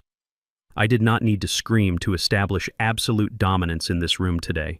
My mere existence was a catastrophic structural failure of their entire master plan. The ghost they thought they had safely buried under the toxic ash of my ruined home was now standing directly in front of them, completely prepared to aggressively collect an enormous bloody debt. I stared directly into Sarah's terrified soul, letting her comprehend the sheer magnitude of her impending destruction before opening my mouth to deliver the fatal blow to her fake empire tonight without hesitation. For decades, these privileged individuals had existed entirely within a meticulously fabricated bubble of extreme wealth and unearned superiority. They falsely believed that their tailored designer clothing, their massive offshore bank accounts, and their exclusive gala invitations somehow elevated them far above the fundamental moral consequences of their own heinous actions. They had constructed an artificial reality where people who looked exactly like me were strictly relegated to the absolute bottom of the social hierarchy, viewed merely as disposable tools or unfortunate collateral damage in their relentless pursuit of unmitigated power. Sarah had aggressively weaponized that exact racist mentality when she cruelly mocked my daughter and violently ordered her brutal execution in the freezing woods. But standing squarely in the center of their pristine, glamorous sanctuary, I represented the ultimate inescapable reckoning. The profound visual contrast between the glittering crystal chandeliers illuminating the room and the dark soot-stained fabric of my vintage suit created a terrifying psychological dissonance for everyone present. I was no longer just a grieving father mourning the vicious assault on his only child. I was the physical embodiment of absolute undeniable justice actively infiltrating their sacred fortress. My working-class hands, which had spent a lifetime diligently performing complex forensic audits and aggressively tracing their hidden bloody money, were now completely ready to systematically dismantle their entire pathetic empire piece by piece. The overwhelming silence enveloping the vast ballroom was not merely born of shock, but of a deep, primal understanding that their manufactured invincibility had been permanently breached today. They looked at my calm, weathered face and instantly recognized that I possessed the precise intellectual weaponry required to completely eradicate their financial existence without displaying a single ounce of mercy tonight before anyone in this massively corrupt room could even attempt to safely breathe. Sarah finally managed to break free from her terrifying paralysis. Her face twisted into an ugly mask of pure, unadulterated rage as she frantically pointed a trembling, manicured finger directly at my chest. "Security!" she shrieked, her voice completely cracking under the immense pressure of her impending doom. "Arrest that psychotic old man immediately and throw him out of my hotel." Four massive, heavily muscled private security guards instantly lunged forward from the dark perimeter of the ballroom, reaching aggressively for their holstered weapons and tactical batons to execute her desperate command. I did not flinch or take a single defensive step backward. Before the lead guard could lay a single violent hand on my vintage suit, a sharp, commanding voice echoed powerfully from the shattered entryway behind me. "I strongly suggest you do not touch him, gentlemen." Mitchell, the ruthless corporate bankruptcy attorney, stepped confidently into the bright light, holding a thick stack of certified legal documents. He casually tossed the heavy paperwork directly onto the nearest crystal dining table. "The private security firm employing you was heavily leveraged and completely acquired. 30 minutes ago," Mitchell announced, flashing a cold, predatory smile at the confused armed men. "You take your new highly classified operational orders directly from him right now without any further questions." The four heavily muscled private security guards instantly halted their aggressive advance toward me. They looked from Sarah to Mitchell and then down at the certified legal documents scattered across the crystal dining table. Recognizing the undeniable seal of corporate ownership, they immediately holstered their tactical batons and stepped back into the shadows, refusing to follow Sarah's desperate commands. The grand ballroom instantly erupted into a deafening chorus of chaotic murmurs and panicked gasps. The wealthy foreign investors began whispering frantically to their legal aides, realizing this highly lucrative corporate merger was rapidly deteriorating into a spectacular public disaster. Sarah stood frozen behind the head table, her chest heaving as she watched her expensive perimeter defense completely evaporate before her eyes. Ethan was trembling violently, practically hiding behind a massive floral arrangement. Seeing her absolute authority crumbling, Sarah shot a desperate, pleading look toward the center of the elite crowd. Stepping forward from a group of local politicians was the powerfully built, corrupt police chief dressed in a tailored evening suit. He had been quietly enjoying the lavish gala, expecting to collect his massive bribery payment once the merger finalized. Realizing his own illegal financial pipeline was in severe jeopardy, the chief decided to aggressively intervene. He reached inside his tailored jacket and pulled out a pair of heavy steel handcuffs, marching directly toward me with pure malice in his eyes. "You are trespassing on private property." Jerome the chief barked, his voice booming over the panicked crowd, attempting to project official authority. "You are a severely deranged old man causing a dangerous public disturbance. I am placing you under immediate arrest for aggravated harassment and terroristic threats."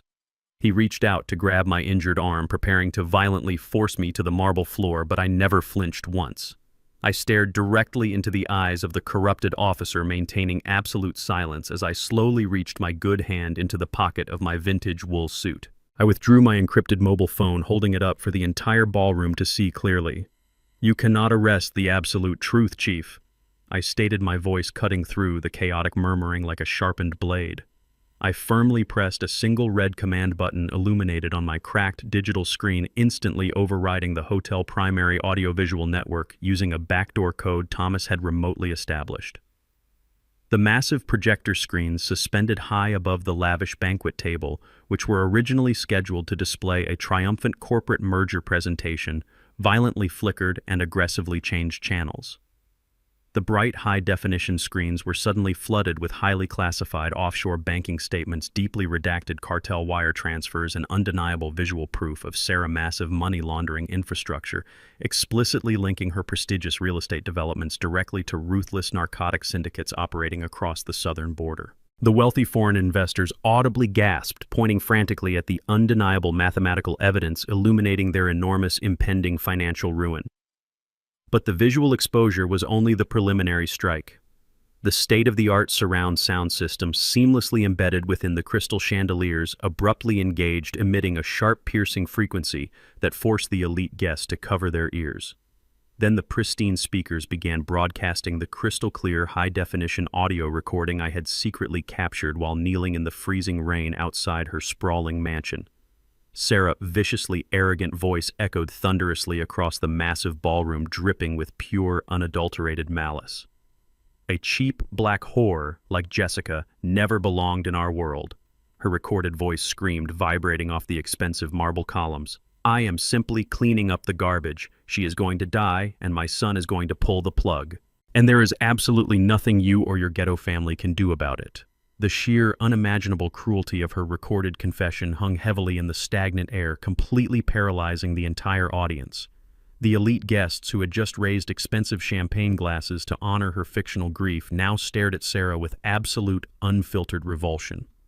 They looked at the elegant woman standing at the head table and saw exactly what she truly was, beneath the emerald green designer gown, a remorseless, cold-blooded murderer who had violently ordered the brutal execution of her own daughter-in-law simply to protect her illegal cartel cash flow.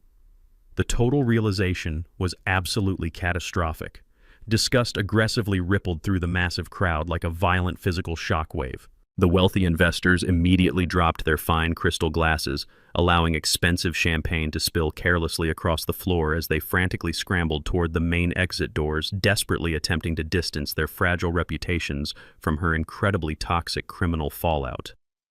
Sarah desperately reached out her trembling hands, trying to grab the fleeing investors, begging them to completely ignore the undeniable federal evidence projecting brightly above her head. For her entire privileged existence, Sarah had meticulously maintained a flawless illusion of absolute upper-class superiority. She had constructed a pristine societal shield woven from expensive designer fabrics, inherited generational wealth, and the unearned arrogance of her prejudiced lineage. In her twisted mind, she was a refined aristocrat far above the brutal consequences of the violent criminal underworld she actively profited from. She deeply believed that people like me, working-class black men who wore faded suits and bore the heavy scars of honest labor, were fundamentally inferior creatures destined only to serve or be discarded. She had brutally mocked my daughter, wielding her immense financial power as an invisible weapon to commit heinous atrocities while keeping her own manicured hands completely clean. But in this exact catastrophic moment, that entire fraudulent facade violently shattered into a million unrecoverable pieces. The sophisticated societal armor she relied upon instantly evaporated, leaving her completely exposed and entirely vulnerable under the harsh, unforgiving glare of the crystal chandeliers. She was no longer the untouchable matriarch of a dominant real estate empire. Without her corrupted bank accounts and her loyal sycophants, she was instantly reduced to her truest elemental form. She was nothing more than a common, ruthless street thug, completely stripped of her expensive camouflage and publicly humiliated before the exact elite peers she so desperately sought to impress. I watched her perfectly curated world violently collapse, observing the sheer absolute terror radiating from her trembling posture. The devastating realization that her infinite money could no longer protect her from the catastrophic legal annihilation I had meticulously orchestrated finally struck her like a physical blow. Her absolute isolation was now completely absolute, as she suddenly found herself standing entirely alone amidst the shattered remnants of her permanently broken, corrupt financial empire tonight. The corrupted police chief realized his lucrative career and his entire freedom were aggressively evaporating alongside Sarah's massive illicit fortune. Knowing his extensive involvement in the cartel money laundering operation was meticulously documented on the massive projector screens projecting brightly behind me, he made a violently desperate tactical decision to aggressively eliminate the primary threat. He abruptly dropped his heavy steel handcuffs and swiftly drew his loaded service weapon, pointing the lethal barrel directly at my unprotected chest. "You are a severely dangerous domestic terrorist, Jerome," he shouted, his voice trembling with sheer unadulterated panic as his finger nervously tightened against the heavy metal trigger. "I am officially neutralizing an active lethal threat to public safety right now. I stared directly down the dark barrel of his pistol, maintaining absolute unwavering stillness, without displaying a single ounce of fear. Before the desperate chief could violently discharge his weapon, the massive panoramic glass windows lining the eastern wall of the grand ballroom forcefully exploded inward, raining thousands of sharp crystalline shards across the pristine marble floor. Over a dozen heavily armed federal agents clad in thick tactical body armor aggressively breached the shattered perimeter. Bright red targeting lasers instantly converged directly onto the corrupted police chief's chest, completely neutralizing his pathetic final violent desperate attack tonight. "Drop your weapon immediately or you will be neutralized right now," a commanding voice echoed through the shattered glass. Thomas strode through the breached perimeter, flanked by a dozen heavily armed federal agents wearing dark tactical gear bearing the prominent letters of the Federal Bureau of Investigation. The corrupted police chief instantly realized his massive tactical error. He slowly lowered his service pistol, dropping it onto the marble floor with a heavy metallic clatter. Two agents immediately swarmed him, kicking his legs apart and violently securing his wrists behind his back with thick plastic zip ties. "You are making a huge mistake," the chief stammered, attempting to salvage his completely ruined authority, but the agent simply shoved him toward the exit without uttering a single word. Across the grand ballroom, Ethan was frantically scrambling on his hands and knees beneath the lavish banquet tables. He was desperately attempting to crawl toward the service kitchen doors, hoping to slip away unnoticed in the overwhelming chaos. Thomas spotted his pathetic retreat instantly. My brother crossed the ballroom with heavy, deliberate strides, reaching down and grabbing Ethan roughly by the collar of his expensive tailored tuxedo. He hoisted the terrified man into the air, throwing him violently against a marble pillar. "Please do not hurt me," Ethan sobbed uncontrollably, tears streaming down his pale face. "I will cooperate fully. I will tell you everything you want to know." Thomas shoved Ethan face against the cold stone, pinning his arms securely behind his back, while an agent slapped heavy steel handcuffs onto his trembling wrists. "You are going to a federal supermax facility, son," Thomas whispered coldly into his ear. The absolute panic in the room finally settled into a stark, terrifying reality as agents secured the exits, locking down the entire perimeter seamlessly. Sarah stood completely paralyzed behind the ruined head table, watching her only son being aggressively dragged away by federal authorities in heavy iron chains. The pristine emerald green evening gown she wore now felt like a heavy, suffocating shroud as the sheer magnitude of her utter defeat finally registered in her arrogant mind. But the deeply ingrained entitlement of her privileged existence refused to surrender without a massive dramatic display of manufactured superiority. She violently slammed her manicured hands down onto the expensive crystal tabletop, shattering a remaining glass and screaming at the top of her lungs. "You cannot do this to me!" she shrieked, her voice vibrating with pure, unadulterated fury and absolute indignation. "I am an extremely powerful woman in this city. I demand to speak to my legal team right this very second. Call my attorneys immediately. I will sue every single one of you incompetent thugs for catastrophic damages and completely destroy your miserable little careers." She aggressively pointed a trembling finger directly at me, her eyes blazing with raw, venomous hatred. "And you, Jerome," she roared violently, spitting my name like a vile curse word. "You are going to rot in a dark, miserable prison cell for orchestrating this disgusting, elaborate fabrication. My highly paid lawyers will systematically tear your fake digital evidence into pieces and absolutely bury you alive under a massive mountain of endless litigation. I will financially ruin you and your pathetic injured daughter forever." I did not raise my voice or react to her violent, desperate outburst. I simply stepped closer to the head table, maintaining an incredibly calm and undeniably lethal composure. The room was absolutely silent as every remaining elite guest watched the confrontation unfold with bated breath. "You are fundamentally misunderstanding your current predicament, Sarah," I stated, my voice completely void of any emotional inflection, slicing right through her frantic screaming like a freshly sharpened razor blade. I looked directly into her terrified, widening eyes, stripping away the very last remaining layers of her fragile, manufactured invincibility today. "You keep aggressively threatening me with your vast army of expensive corporate lawyers and your seemingly endless supply of untouchable cartel wealth." I continued, taking another slow, deliberate step forward, until we were separated only by the shattered crystal scattered across the expensive mahogany wood.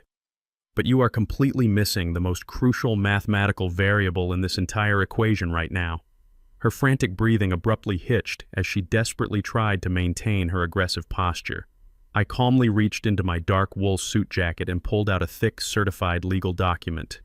"You do not have a single penny left to pay them," I declared coldly, letting the heavy words hang in the stagnant air. "Your entire luxury real estate empire, your hidden offshore banking accounts, and every single illegal holding company you possess are completely eradicated.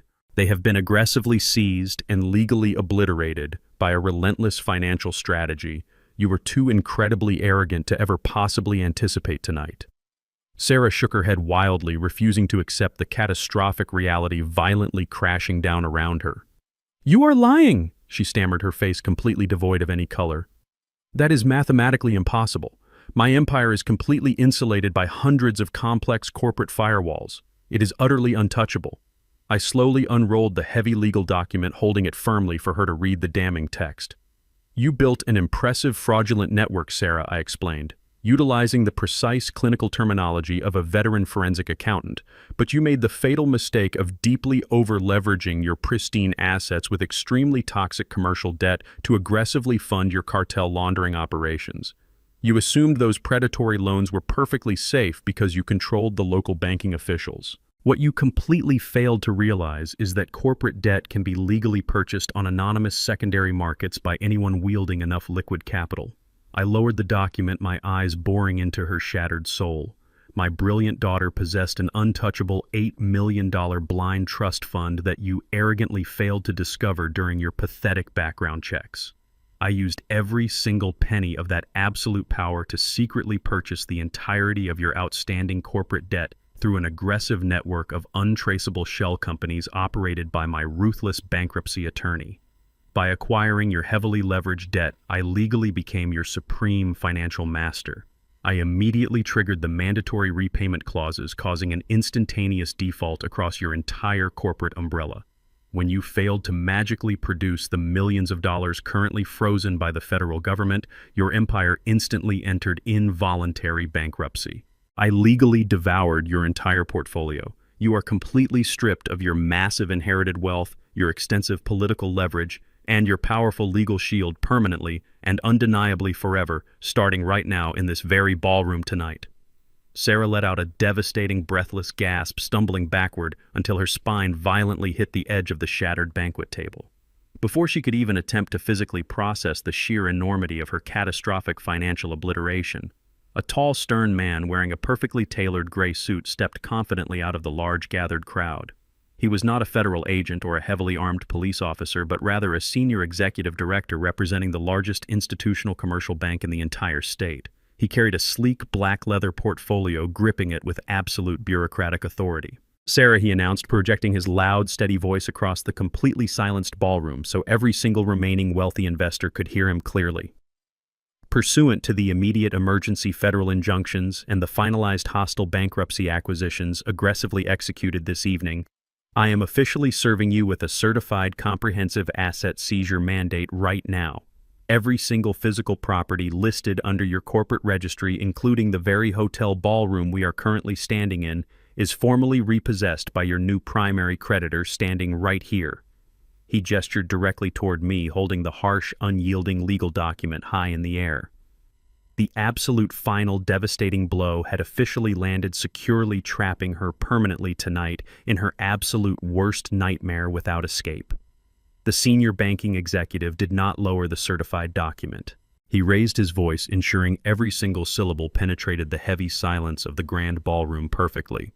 "This comprehensive asset seizure mandate is not pending any judicial review, Sarah," he stated with absolute bureaucratic finality. "It has already been fully authorized by federal bankruptcy courts and officially countersigned by the Department of Justice. The immediate repossession protocol is active right now in this exact second. You have absolutely zero grace period." The heavy oak doors of the ballroom remained firmly guarded by federal agents, effectively turning her lavish celebration into a massive holding cell. The wealthy foreign investors who had eagerly toasted her success just minutes ago now backed away as if she were carrying a highly contagious plague. She looked wildly around the enormous room, searching for a single friendly face, a corrupted politician, or a paid-off judge to intervene on her behalf today. But they were all staring at the pristine marble floor, desperately avoiding any eye contact to protect their own fragile reputations. The invisible shield of extreme elite privilege she had comfortably worn her entire life evaporated completely. The sheer finality of the executive declaration hung incredibly heavy in the air. The vast empire built on generations of systemic prejudice and violent cartel blood, money was officially eradicated with a few strokes of a judicial pen.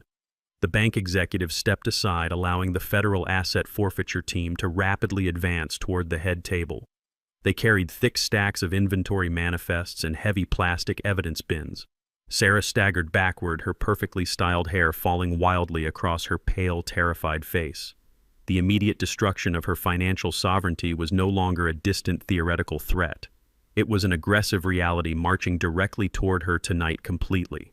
A female federal agent stepped directly in front of Sarah, producing a bright fluorescent evidence bag. The agent did not ask for permission. "Take off the diamond necklace," the agent ordered, her voice completely devoid of any sympathy. "Remove the diamond earrings, the designer watch, and the platinum wedding band immediately. They were purchased using illicit corporate funds and are now officially property of the executing trust." Sarah gasped, clutching her throat in absolute disbelief, as if the agent had physically struck her. "You cannot take my personal jewelry!" she screamed frantically, stepping back against the wall. "This is a massive violation of my rights." The agent simply signaled to another officer, who stepped forward, grabbing Sarah's arms and forcefully unclasping the heavy diamond necklace from her trembling neck. The extremely expensive jewels dropped into the plastic evidence bag with an unceremonious plastic thud. The officers efficiently stripped her of every single piece of glittering wealth she wore, pulling the platinum rings aggressively off her perfectly manicured fingers.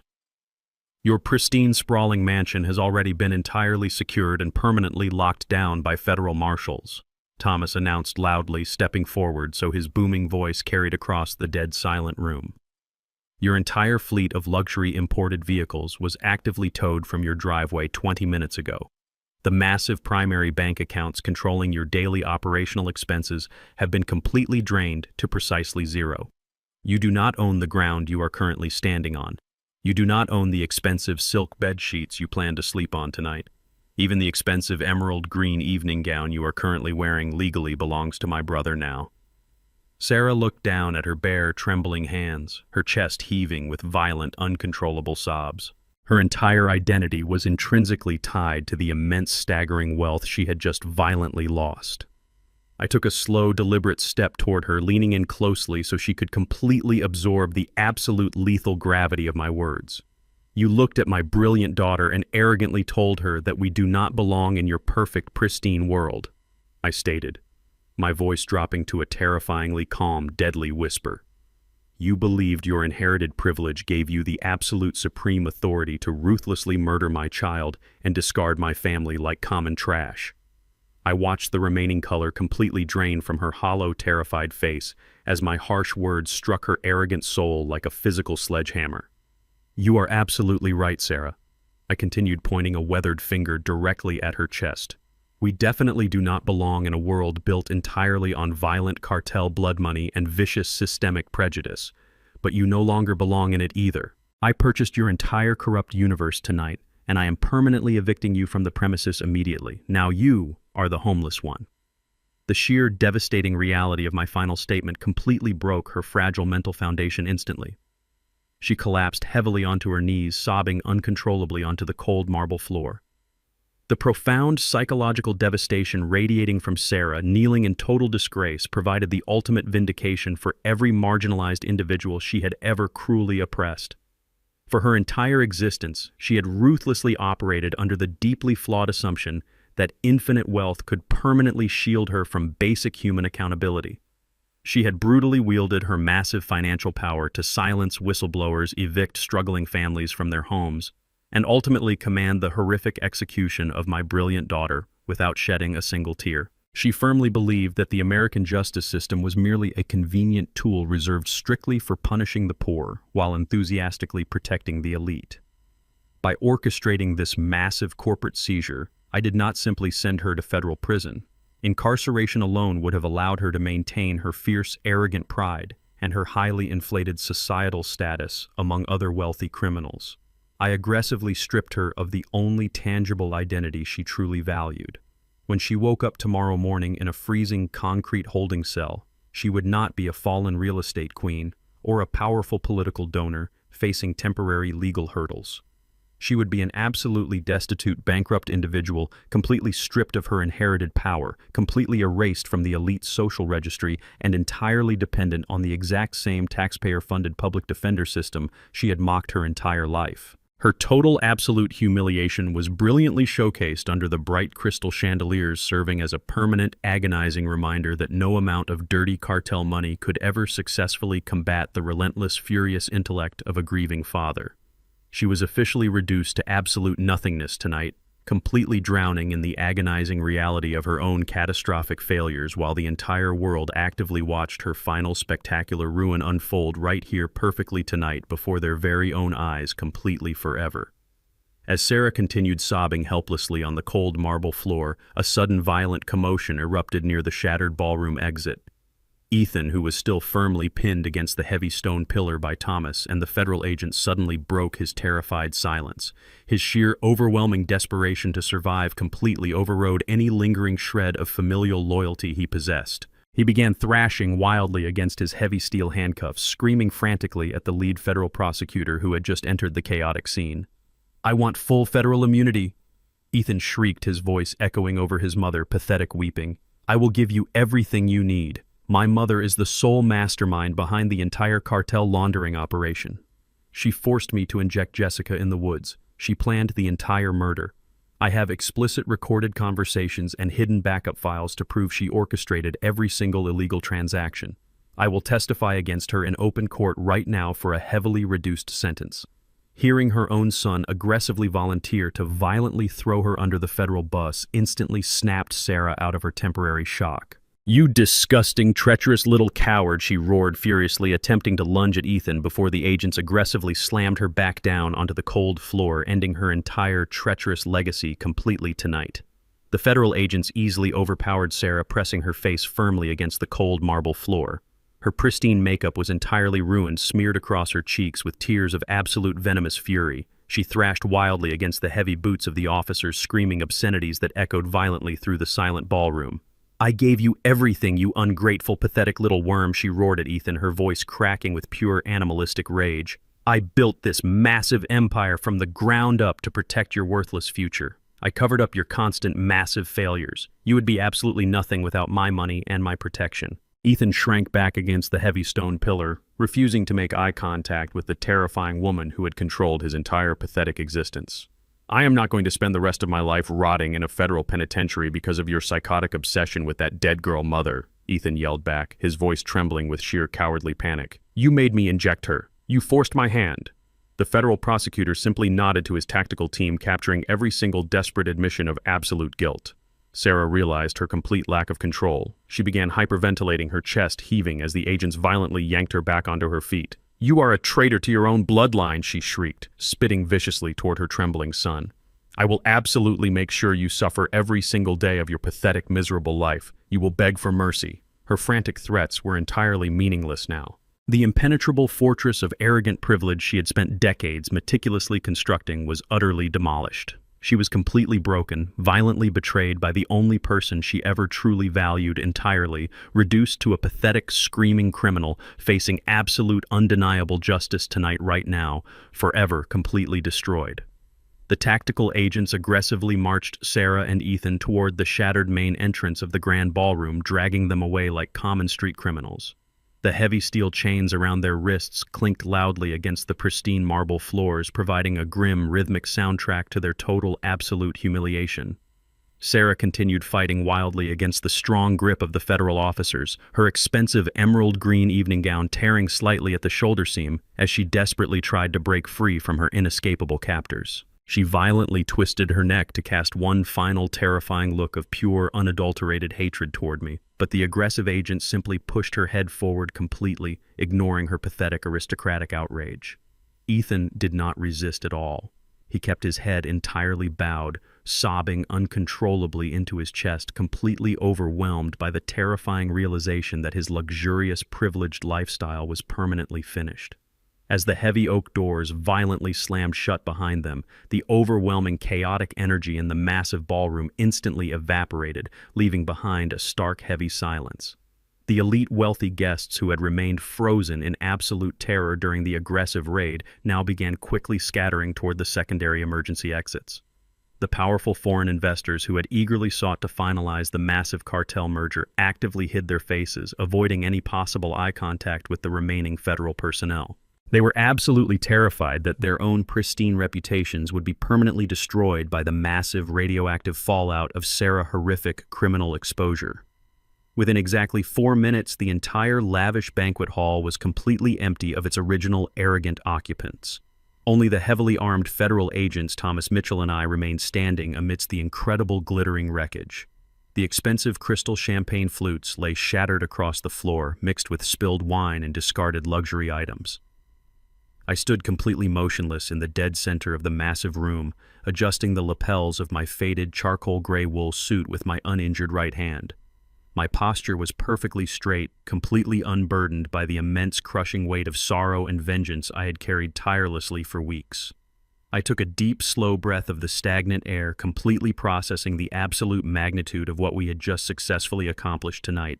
I did not violently scream in victory or aggressively celebrate my absolute dominance over the treacherous people who had brutally tried to murder my only child. True power does not require loud, arrogant validation. I simply stood there, completely rooted in my quiet working-class dignity, staring down at the discarded emerald necklace resting inside the plastic evidence bag on the ruined banquet table. The terrifying apex predators who had aggressively hunted my family were now securely locked in federal cages, and I was the undeniable architect of their complete, total obliteration. I had successfully wielded the absolute heaviest legal and financial hammer available, entirely crushing their evil legacy into permanent, meaningless dust right here tonight. They were permanently removed from the sophisticated world they had violently stolen forever. Mitchell stepped forward carefully, navigating through the sharp, broken glass scattered across the previously immaculate floor. The ruthless corporate bankruptcy attorney looked down at the physical manifestations of Sarah's seized wealth before turning his intense gaze directly toward me. His usually cold, strictly professional demeanor was completely replaced by an expression of pure, unadulterated awe. I have spent my entire long career aggressively dismantling massive corrupt corporations and executing hostile takeovers, Mitchell stated, his voice incredibly quiet but vibrating with absolute, genuine respect. But I have never witnessed a single man systematically eradicate an entire generational empire with such terrifying, flawless precision. You did not just bankrupt her, Jerome. You entirely erased her entire absolute existence from the financial registry. Thomas walked up beside us, securely resting his hand on his tactical holster, letting out a long, slow breath of relief. That is what happens when you arrogantly attempt to murder an innocent girl and carelessly trigger the wrath of the smartest forensic accountant in federal history. Thomas chuckled darkly. They stupidly believed they were playing a simple game of checkers while my brother was violently executing a flawless game of lethal chess. I looked at both men, completely acknowledging their vital assistance in securing this massive, monumental victory. I could not have successfully executed this precise financial decapitation without your immediate aggressive legal maneuvering, Mitchell, as I stated sincerely. You completely severed her critical monetary arteries exactly when I requested. Mitchell simply shook his head, crossing his arms firmly over his tailored suit jacket. You handed me the ultimate weapon, Jerome, he replied, pointing at the massive digital screen still glowing brightly above us. You possess the profound, ruthless intellect to accurately locate her weakest structural foundation and the sheer absolute willpower to violently strike it. You are a genius. The immediate chaotic aftermath of the Grand Gala raid aggressively dominated national news cycles for several uninterrupted weeks. The incredibly pristine reputation of Sarah's massive luxury real estate empire was permanently reduced to highly toxic criminal garbage. 6 long, grueling months rapidly passed since that fateful, terrifying night inside the hotel ballroom. I spent those necessary quiet months completely focused on safely relocating my recovering daughter and heavily assisting the federal prosecution team in securely cementing their ironclad case against her former treacherous family. The extensive, overwhelming mountain of pristine forensic evidence I had meticulously provided completely guaranteed an incredibly swift and utterly devastating legal victory for the federal government. There were absolutely no expensive plea deals actively offered to the primary masterminds behind the brutal attempted assassination of my child. Today was the final scheduled sentencing hearing, marking the absolute ultimate conclusion of their spectacular downfall. I stood quietly adjusting my crisp, dark suit, perfectly preparing to aggressively face the very same people who had arrogantly tried to violently erase my entire existence. The ultimate final judgment was rapidly approaching, ensuring permanent, absolute destruction today. I walked slowly toward the heavy wooden doors of the federal courthouse, ready to finally witness the absolute legal obliteration of the evil monsters who hurt my little girl. I pushed open the heavy wooden doors of the federal courthouse, stepping into the cavernous room where the final chapter of this brutal saga would be officially written. The air conditioning hummed quietly, but the atmosphere was incredibly thick, saturated with the heavy weight of impending absolute justice. I walked slowly down the center aisle, finding my reserved seat in the front row directly behind the prosecution table. Thomas sat firmly beside me, offering a silent nod of profound solidarity. Across the polished wooden barrier sat the two individuals who had arrogantly attempted to completely erase my daughter from existence. Sarah and Ethan no longer resembled the untouchable elite real estate royalty they once pretended to be. They were both wearing identical, oversized, bright orange prison jumpsuits that completely washed out their pale, terrified complexions. The expensive designer fabrics and perfectly tailored silhouettes they previously used as armor were permanently replaced by cheap, scratchy cotton explicitly designed to strip away any remaining shred of individuality. Ethan sat slumped forward, his shoulders completely hunched in absolute defeat. His hair was heavily unkempt and his wrists were securely bound by heavy steel chains linked directly to a thick leather belly chain. He refused to look anywhere except at the scuffed floorboards beneath his slip-on canvas shoes. Sarah, however, sat rigidly straight, completely attempting to maintain a pathetic illusion of aristocratic dignity despite her humiliating physical restraints. Her pristine makeup was permanently gone, revealing deep, dark circles and harsh, aggressive lines etched deeply into her aging face by 6 agonizing months of brutal federal incarceration. When she heard my heavy boots step into the front row, she slowly turned her head. For a brief second, our eyes completely locked across the absolutely dead, silent, and incredibly massive federal courtroom environment together today. The honorable federal judge entered the vast courtroom, his black robes flowing with absolute undeniable authority. Everyone rose immediately in silent respect before taking their seats for the ultimate final pronouncement. The judge did not waste a single moment on unnecessary pleasantries. He adjusted his reading glasses and stared aggressively down at the two broken defendants, completely destroying their final pathetic hopes for any judicial leniency today. Ethan, you actively participated in a highly sophisticated transnational money laundering syndicate and directly executed a violent, premeditated attempted murder against your own wife, the judge stated, his voice echoing powerfully off the high vaulted ceilings. Because you aggressively cooperated with federal prosecutors and explicitly testified against your co-conspirator, I am officially sentencing you to 40 consecutive years in a maximum security federal penitentiary without the possibility of early parole. Ethan completely collapsed forward violently, sobbing into his chained hands as the reality of spending his entire remaining adult life inside a freezing concrete cage completely shattered his fragile mind. The judge then aggressively shifted his piercing gaze directly onto Sarah, who immediately stiffened her posture in a desperate final act of sheer arrogant defiance. Sarah, you are the absolute, undisputed mastermind behind this massive, violent criminal enterprise. The judge continued, his tone dropping to a level of profound, undisguised disgust. You violently ordered the brutal execution of an innocent young woman simply to protect your illegal cartel financial infrastructure. You represent the absolute worst parasitic elements of corporate greed and extreme malicious prejudice. For your undeniable role in directing these horrific atrocities and actively managing a lethal narcotic financial pipeline, I am officially sentencing you to serve the remainder of your natural life in a federal supermax prison. You will never breathe a single breath of free air ever again. Sarah violently gasped, her chest heaving aggressively as the heavy gavel slammed down with a deafening, terrifying crack, permanently sealing her inescapable doom. As the heavy steel chains rattled loudly, signaling the armed bailiffs to aggressively escort the convicted felons away, Sarah violently twisted her body around to face me directly.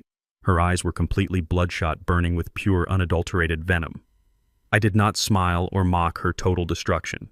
Instead, I slowly and deliberately reached into my jacket pocket and pulled out the small vintage wooden music box that had successfully contained the ultimate digital evidence of her massive ruin.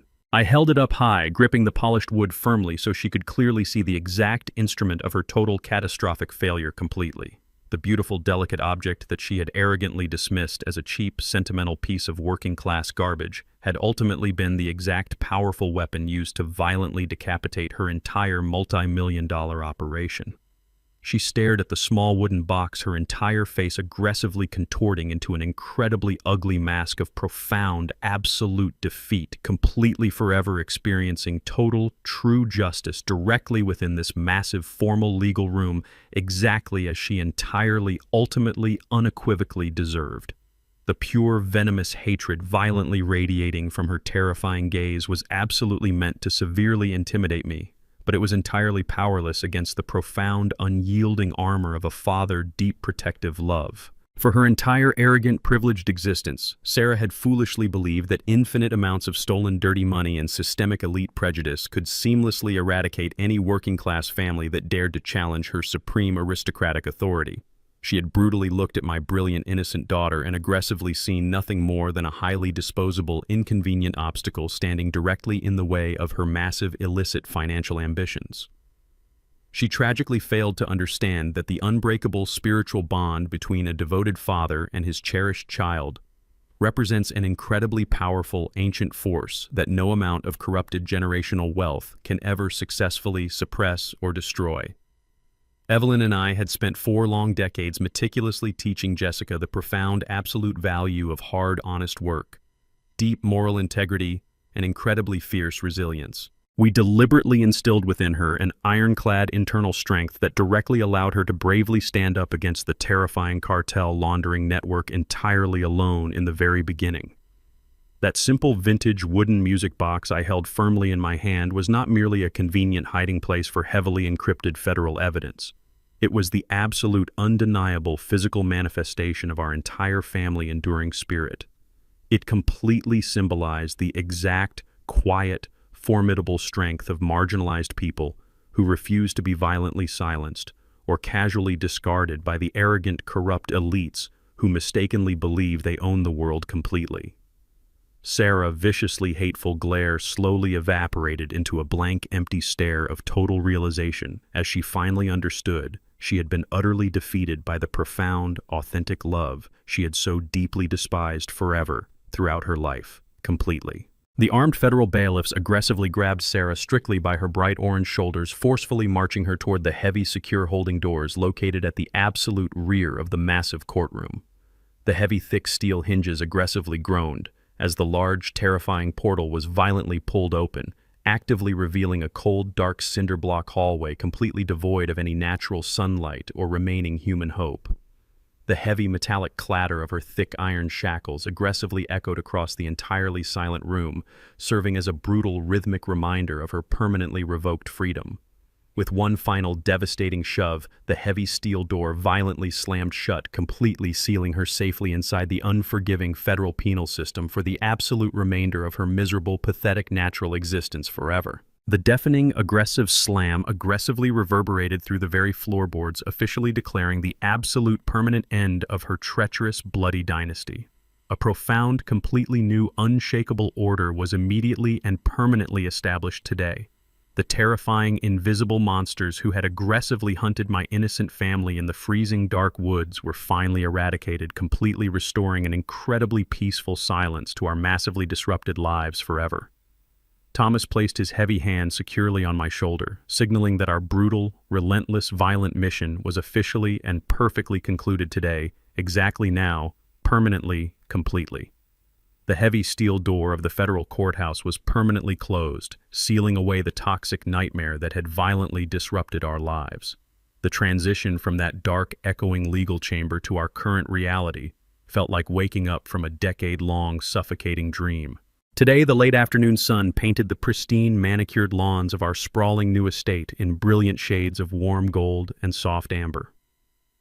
This magnificent ultra-luxury mansion, nestled deep within the most exclusive gated community in the state, once served as the primary crown jewel of Sarah Arrogant real estate empire. During the massive aggressive federal asset forfeiture auction coordinated perfectly by Mitchell, I utilized a fraction of the $8 million blind trust to legally purchase the entire sprawling property for pennies on the dollar. It was the ultimate profound poetic justice. The sprawling estate that was originally financed by violent cartel blood money and maintained through vicious systemic prejudice had been thoroughly cleansed and entirely reclaimed. We completely remodeled the vast interior, aggressively stripping away every single piece of pretentious, gaudy decor that represented her fake aristocratic lineage. The dark, oppressive mahogany walls were painted bright, welcoming colors. The heavy, suffocating velvet drapes were completely thrown out, allowing pure, natural sunlight to flood every single room of the massive house. It was no longer a cold, isolated fortress built on corruption and lies. It was a warm, thriving sanctuary built entirely on profound resilience and unyielding familial love. The quiet atmosphere was incredibly peaceful, broken only by the gentle rustling of the ancient oak trees swaying softly in the comfortable spring breeze. The terrifying apex predators were permanently locked away in their freezing concrete cages, leaving us to completely enjoy the absolute serene tranquility of the exact pristine world they had arrogantly tried to violently banish us from, forever, starting completely today right now. I stepped out onto the expansive custom-built wooden patio, taking a deep, refreshing breath of the crisp, clean air. I firmly gripped the ergonomic rubber handles of Jessica's state-of-the-art medical wheelchair, carefully guiding her down the smoothly paved stone pathway that gracefully snaked through the sprawling botanical gardens. The intensive physical therapy regimen was absolutely grueling, but my brilliant daughter was remarkably fighting her way back to full mobility with the exact same fierce, relentless determination that had initially driven her to aggressively confront Ethan about his massive cartel laundering operations. She was wearing a comfortable light blue sweater, her beautiful natural hair blowing freely in the gentle wind, completely unbothered by the cruel, racist judgments of a high society elite that no longer existed. Her physical wounds were significantly healing, and the bright, intelligent spark had undeniably returned to her beautiful dark eyes. "You know, Dad," she said softly, leaning her head back against the comfortable padded headrest of her wheelchair. "I honestly never thought I would be able to peacefully look at these massive garden oak trees again without feeling completely terrified." I gently squeezed her shoulder reassuringly as we continued our slow, steady walk past the blooming, vibrant rose bushes. "You never have to be terrified of anything in this world, ever again, Jessica," I promised her, my voice radiating absolute, unwavering certainty.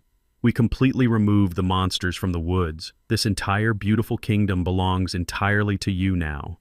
She reached up and placed her warm, soft hand directly over my own, gently tracing the thick, raised burn scars covering my left forearm. A profound, silent understanding passed seamlessly between us, completely acknowledging the extreme, brutal violence we had been forced to aggressively navigate to reach this exact peaceful moment. Up ahead on the sprawling custom patio, Thomas was aggressively tending to a massive professional-grade stainless steel barbecue grill. The incredibly rich, savory aroma of heavily seasoned ribs and perfectly smoked brisket wafted beautifully through the warm evening air, completely overriding the scent of the blooming garden flowers. My brother was wearing a completely ridiculous bright yellow cooking apron over his faded tactical shirt, humming a classic soul tune while expertly flipping thick cuts of meat with a pair of heavy iron tongs. "Hey, Jerome!" Thomas shouted, waving a large metal spatula enthusiastically in the air. "You better wheel my favorite niece over here right now before I accidentally eat this entire beautiful brisket completely by myself." Jessica let out a loud, vibrant, genuine laugh that instantly warmed my entire soul. It was a completely pure, authentic sound, entirely devoid of the heavy, suffocating anxiety she had endured during her highly abusive, toxic marriage. I pushed her wheelchair closer to the lively patio, joining my brother as he proudly served plates piled high with delicious, perfectly cooked food. We sat together around the large outdoor dining table, completely surrounded by lush, vibrant greenery and absolute unbroken peace, enjoying a magnificent family feast. I sat quietly at the head of the large wooden table watching my beautiful daughter actively enjoy a simple, delicious meal with her incredibly devoted uncle. As she smiled vibrantly, my eyes drifted downward, focusing intently on the thick, heavily textured burn scars permanently etched into the dark skin of my left forearm. The incredibly severe physical pain I had willingly endured inside my blazing home was a relatively minor, insignificant price to pay for the absolute total salvation of my only beloved child. Throughout my incredibly long, relentless career hunting dangerous, sophisticated criminals, I always strictly believed that justice could be entirely achieved through meticulous paperwork, pristine audit trails, and highly aggressive federal indictments. I had fundamentally operated under the deeply naive assumption that the powerful elite class secretly respected the structural boundaries of civilized legal warfare. Sarah and Ethan violently shattered that peaceful illusion the exact moment they maliciously ordered the brutal physical execution of my vulnerable daughter in those freezing, dark woods. They explicitly demonstrated that incredibly wealthy corrupted predators will aggressively cross any conceivable moral boundary when their massive illicit financial empires are directly threatened by a resilient outsider. That tragic, terrifying realization forced me to completely evolve my operational parameters. I was utterly compelled to physically and mentally transform into an absolutely terrifying, destructive force. I willingly burned my own sentimental past to absolute ash, specifically so I could seamlessly navigate their dark, vicious underworld without carrying any exploitable emotional vulnerabilities. I brutally weaponized my massive, lifelong financial intellect to entirely eradicate their immense generational power structures without displaying a single microscopic ounce of mercy or regret. Looking at Jessica today, I felt a profound, immense surge of absolute vindication. The incredibly deep scars wrapping tightly around my arm were not merely a stark reminder of extreme violent trauma. They were the ultimate, undeniable physical badges of a father, absolute, unconditional, unyielding, protective love. They represented the permanent, enduring strength of a marginalized family that aggressively refused to be quietly discarded by a highly prejudiced elite system. We survived the brutal flames, we conquered the ruthless monsters. We permanently secured our righteous freedom, and we completely rebuilt our beautiful, peaceful reality exactly on our own powerful, uncompromising, formidable terms tonight, forever together, always triumphantly, completely, undeniably, eternally, victorious today, profoundly, securely, powerfully, beautifully, faithfully, perfectly, successfully, permanently, truly, boldly, proudly, definitively, right here, right now. As the sun finally dipped entirely beneath the distant horizon, painting the entire evening sky in brilliant, magnificent strokes of vibrant, deep purple and bright, fiery orange, I gently placed my scarred hand over my daughter's wheelchair handles again.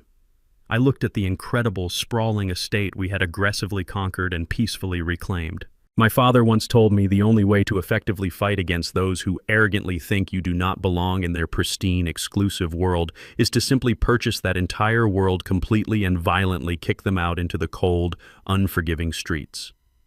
And looking at our beautiful new reality today, I can confidently, absolutely proudly say that is exactly without a single microscopic doubt what we undeniably, flawlessly, permanently did absolutely forever, completely right here today. If there is one final lesson to take away from all this, it is that true power does not reside in massive bank accounts or inherited privilege. People who hide behind their expensive suits and corrupted connections eventually forget how to survive in the real world. They dangerously underestimate the quiet strength of those they deem beneath them. Intelligence, patience, and a fierce, unconditional love will always outmaneuver arrogant greed. Never let anyone convince you that you are powerless just because you do not fit into their pristine mold. Real power is knowing exactly how to strike back when the time is right.